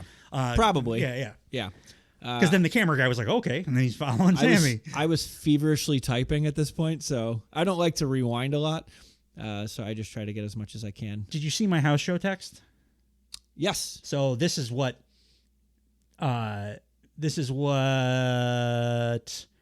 inspired me to try, because I was trying to then think of what my first wrestling show was. Yeah. And it was 1989 at the Rosemont. My dad took me to a WWF house show. Mm-hmm. So I looked up you can find all the stuff because wrestling fans are very cool in this way. Everything gets cataloged. Everything's archived.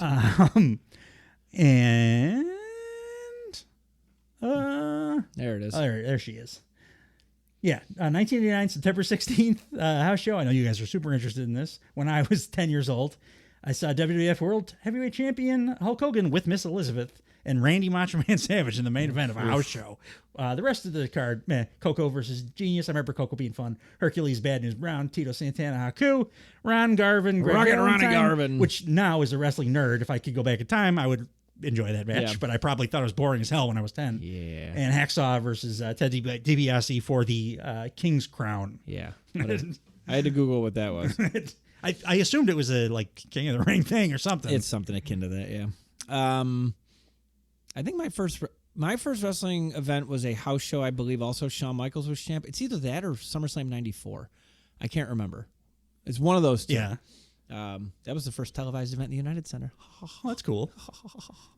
I saw a primetime taping. Yeah. 2 Hogan house shows because I was a Hulkamaniac when I was a kid. You know what else we saw? The debut of Chris Jericho in WWE. We did. Yeah, Dave and I together. Greatest night ever. So anyway, back to present day. Still on the same camera cut. Jay has walked out. Sammy has given his little speech. He said, follow me. He says, follow me. Sammy walks back the same way Jay came, and they walk back into the crowd. It's a 2.5-minute shot. It's a single shot. It looks badass the entire time. Yeah, no cuts. Even on the Jay walking out, again, 2 actors involved. Yeah. 2 that had to, and Jay thinking on his feet, pushing that fan out of the way. Sammy's Sami Zayn in Montreal. He's over like Rover. Erupts. I don't know if this was a plant, but somebody gave him a Canadian flag and he just took it and draped it. I think it was a fan. I think it was a real person. Because it felt really just purposeful. I'm like, oh, that flag. It was perfect timing and everything, but I actually remounted it a little bit because I'm like, is that a plant? And I think it might have just been a person. Yeah. And just Sammy took advantage. I like that better then. Drapes around his neck for a while, and then I think it went to commercial.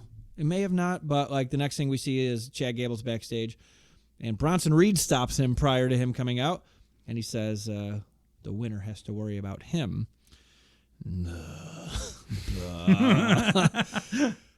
Okay. Do they? Because the end of this thing makes me believe that this is just continuing. Which I'm super fine with. 100%. It's my favorite thing that happened in wrestling this week. But I didn't write down any spots necessarily. I just wrote, go watch the match because it's a goddamn banger. yeah, my only note is this is exactly how you put on a one-on-one match that is amazing, but also leaves something for the pay-per-view match that is going to happen. Absolutely. It doesn't feel like they're holding back at all, but then when you look back at the match, you're like, oh, they could have done this and this and this. Yeah. That's what they're going to do. So I have something to look forward to still, and it was already like a 5-star match. Absolutely. This was the first Raw match I can remember that I did I gave it the rewatch. I gave it the AEW rewatch. Yeah. I just rewound it and watched it twice. So good. It was an awesome match. So good. Sammy wins clean as More a neck whistle. stuff too. Chad Gable gets dropped on his motherfucking head in this match. Yeah, we gotta, which is fine. Like it's a nice mix of not WWE a dangerous and way. It's just an old like a AEW Japanese kind of thing. They know Shit what I they're love. they know what they're doing. Yeah, it's Chad Gable. Yeah. It's awesome. Yeah. Sami Zayn wins. Shockingly, Sammy's wife apparently works for the company now because she's at every Love show. It. She's great. It humanizes the shit out of him. He hugs somebody else, probably another family member, and while he's embracing his wife, Chad Gable wraps him up in a German suplex and German suplexes him outside the ring. The shit out of him. Hashtag heel turn, and then he beat the shit out of him Love to it. end the show. Now I understand why Chad Gable wasn't the guy to go after the Intercontinental title because it would have taken time to turn him heel. They didn't. They want to do the heel face dynamic. Love that. These guys have incredible chemistry, obviously, together. We're going to get another match. Yes. Love that. Love Sammy's wife. Obviously, somebody who's listened to the podcast when I was talking about what a good actress she is. Yeah. Put her back on TV. Love that. Love everything about this. My favorite, it's best booked thing in wrestling right now. My two favorite things: New Elite, Intercontinental title in WWE. Yeah. Like this is the best thing. You know, I have nothing to add. Everything you said, I agree with. I saw somebody griping because I too went to the comments of some things. Yeah.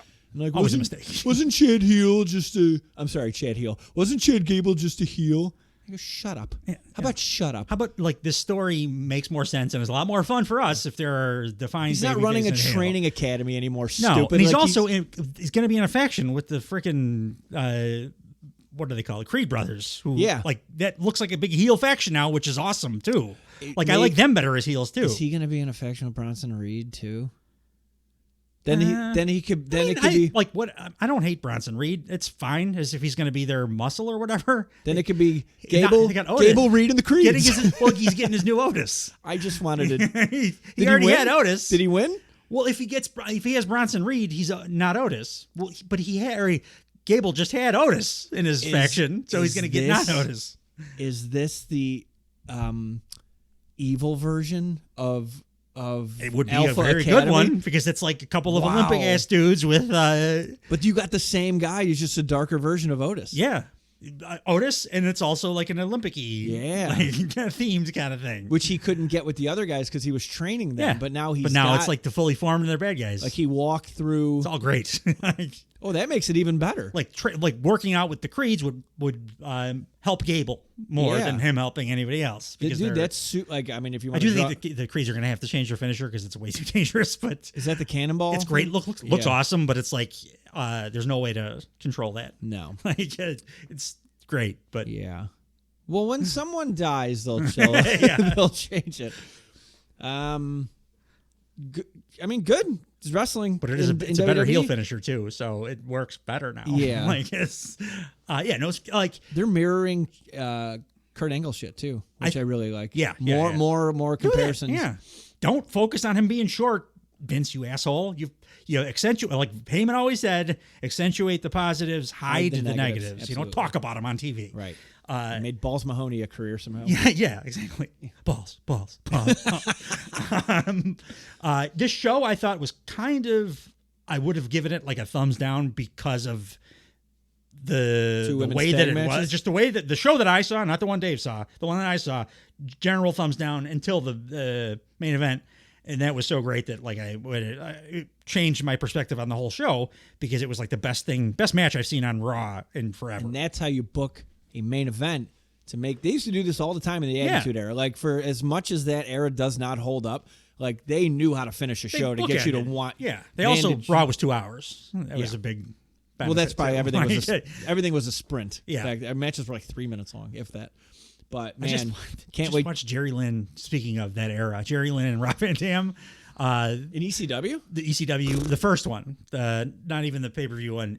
They were going so fast. Yeah. Speaking of sprints, sorry. Yeah. No, you're derail it. I would love to watch. Now I want to watch it. So good job, Triple H. You don't need to, in real time, poll the crowd at how well you're doing. When you do shit like this, we're gonna let you know you're doing good. Yeah, cut that. And then basically do the Hulu cut and then get your ass off of TV unless you want to show your ass a little bit. Right. Everything else I'm good with on the show. And then the main event was just phenomenal. Yeah. So, I mean, all good things trending. Finally, WWE's consistently trending in the right direction. Yeah, and I like that. Like I said, it doesn't... for some stuff, it has to feel like limbo time, like it always does after WrestleMania, like Cody. But for most of the stuff, it doesn't feel like limbo time. It feels like they're moving forward, like the women's title stuff, the Liv stuff, obviously Gable and Sammy, and we got like Drew and Punk happening in the background still. It doesn't feel like a lull period. No, not even a little Just bit. got to get that belt off of Cody, keep Triple H's ass off of TV. If you guys haven't already listened, go check out the AEW half of this podcast duo, which will go up at the same time as this one. Thanks for joining us as always, and hopefully you are back again next week. Goodbye. Bye-bye. Bye-bye.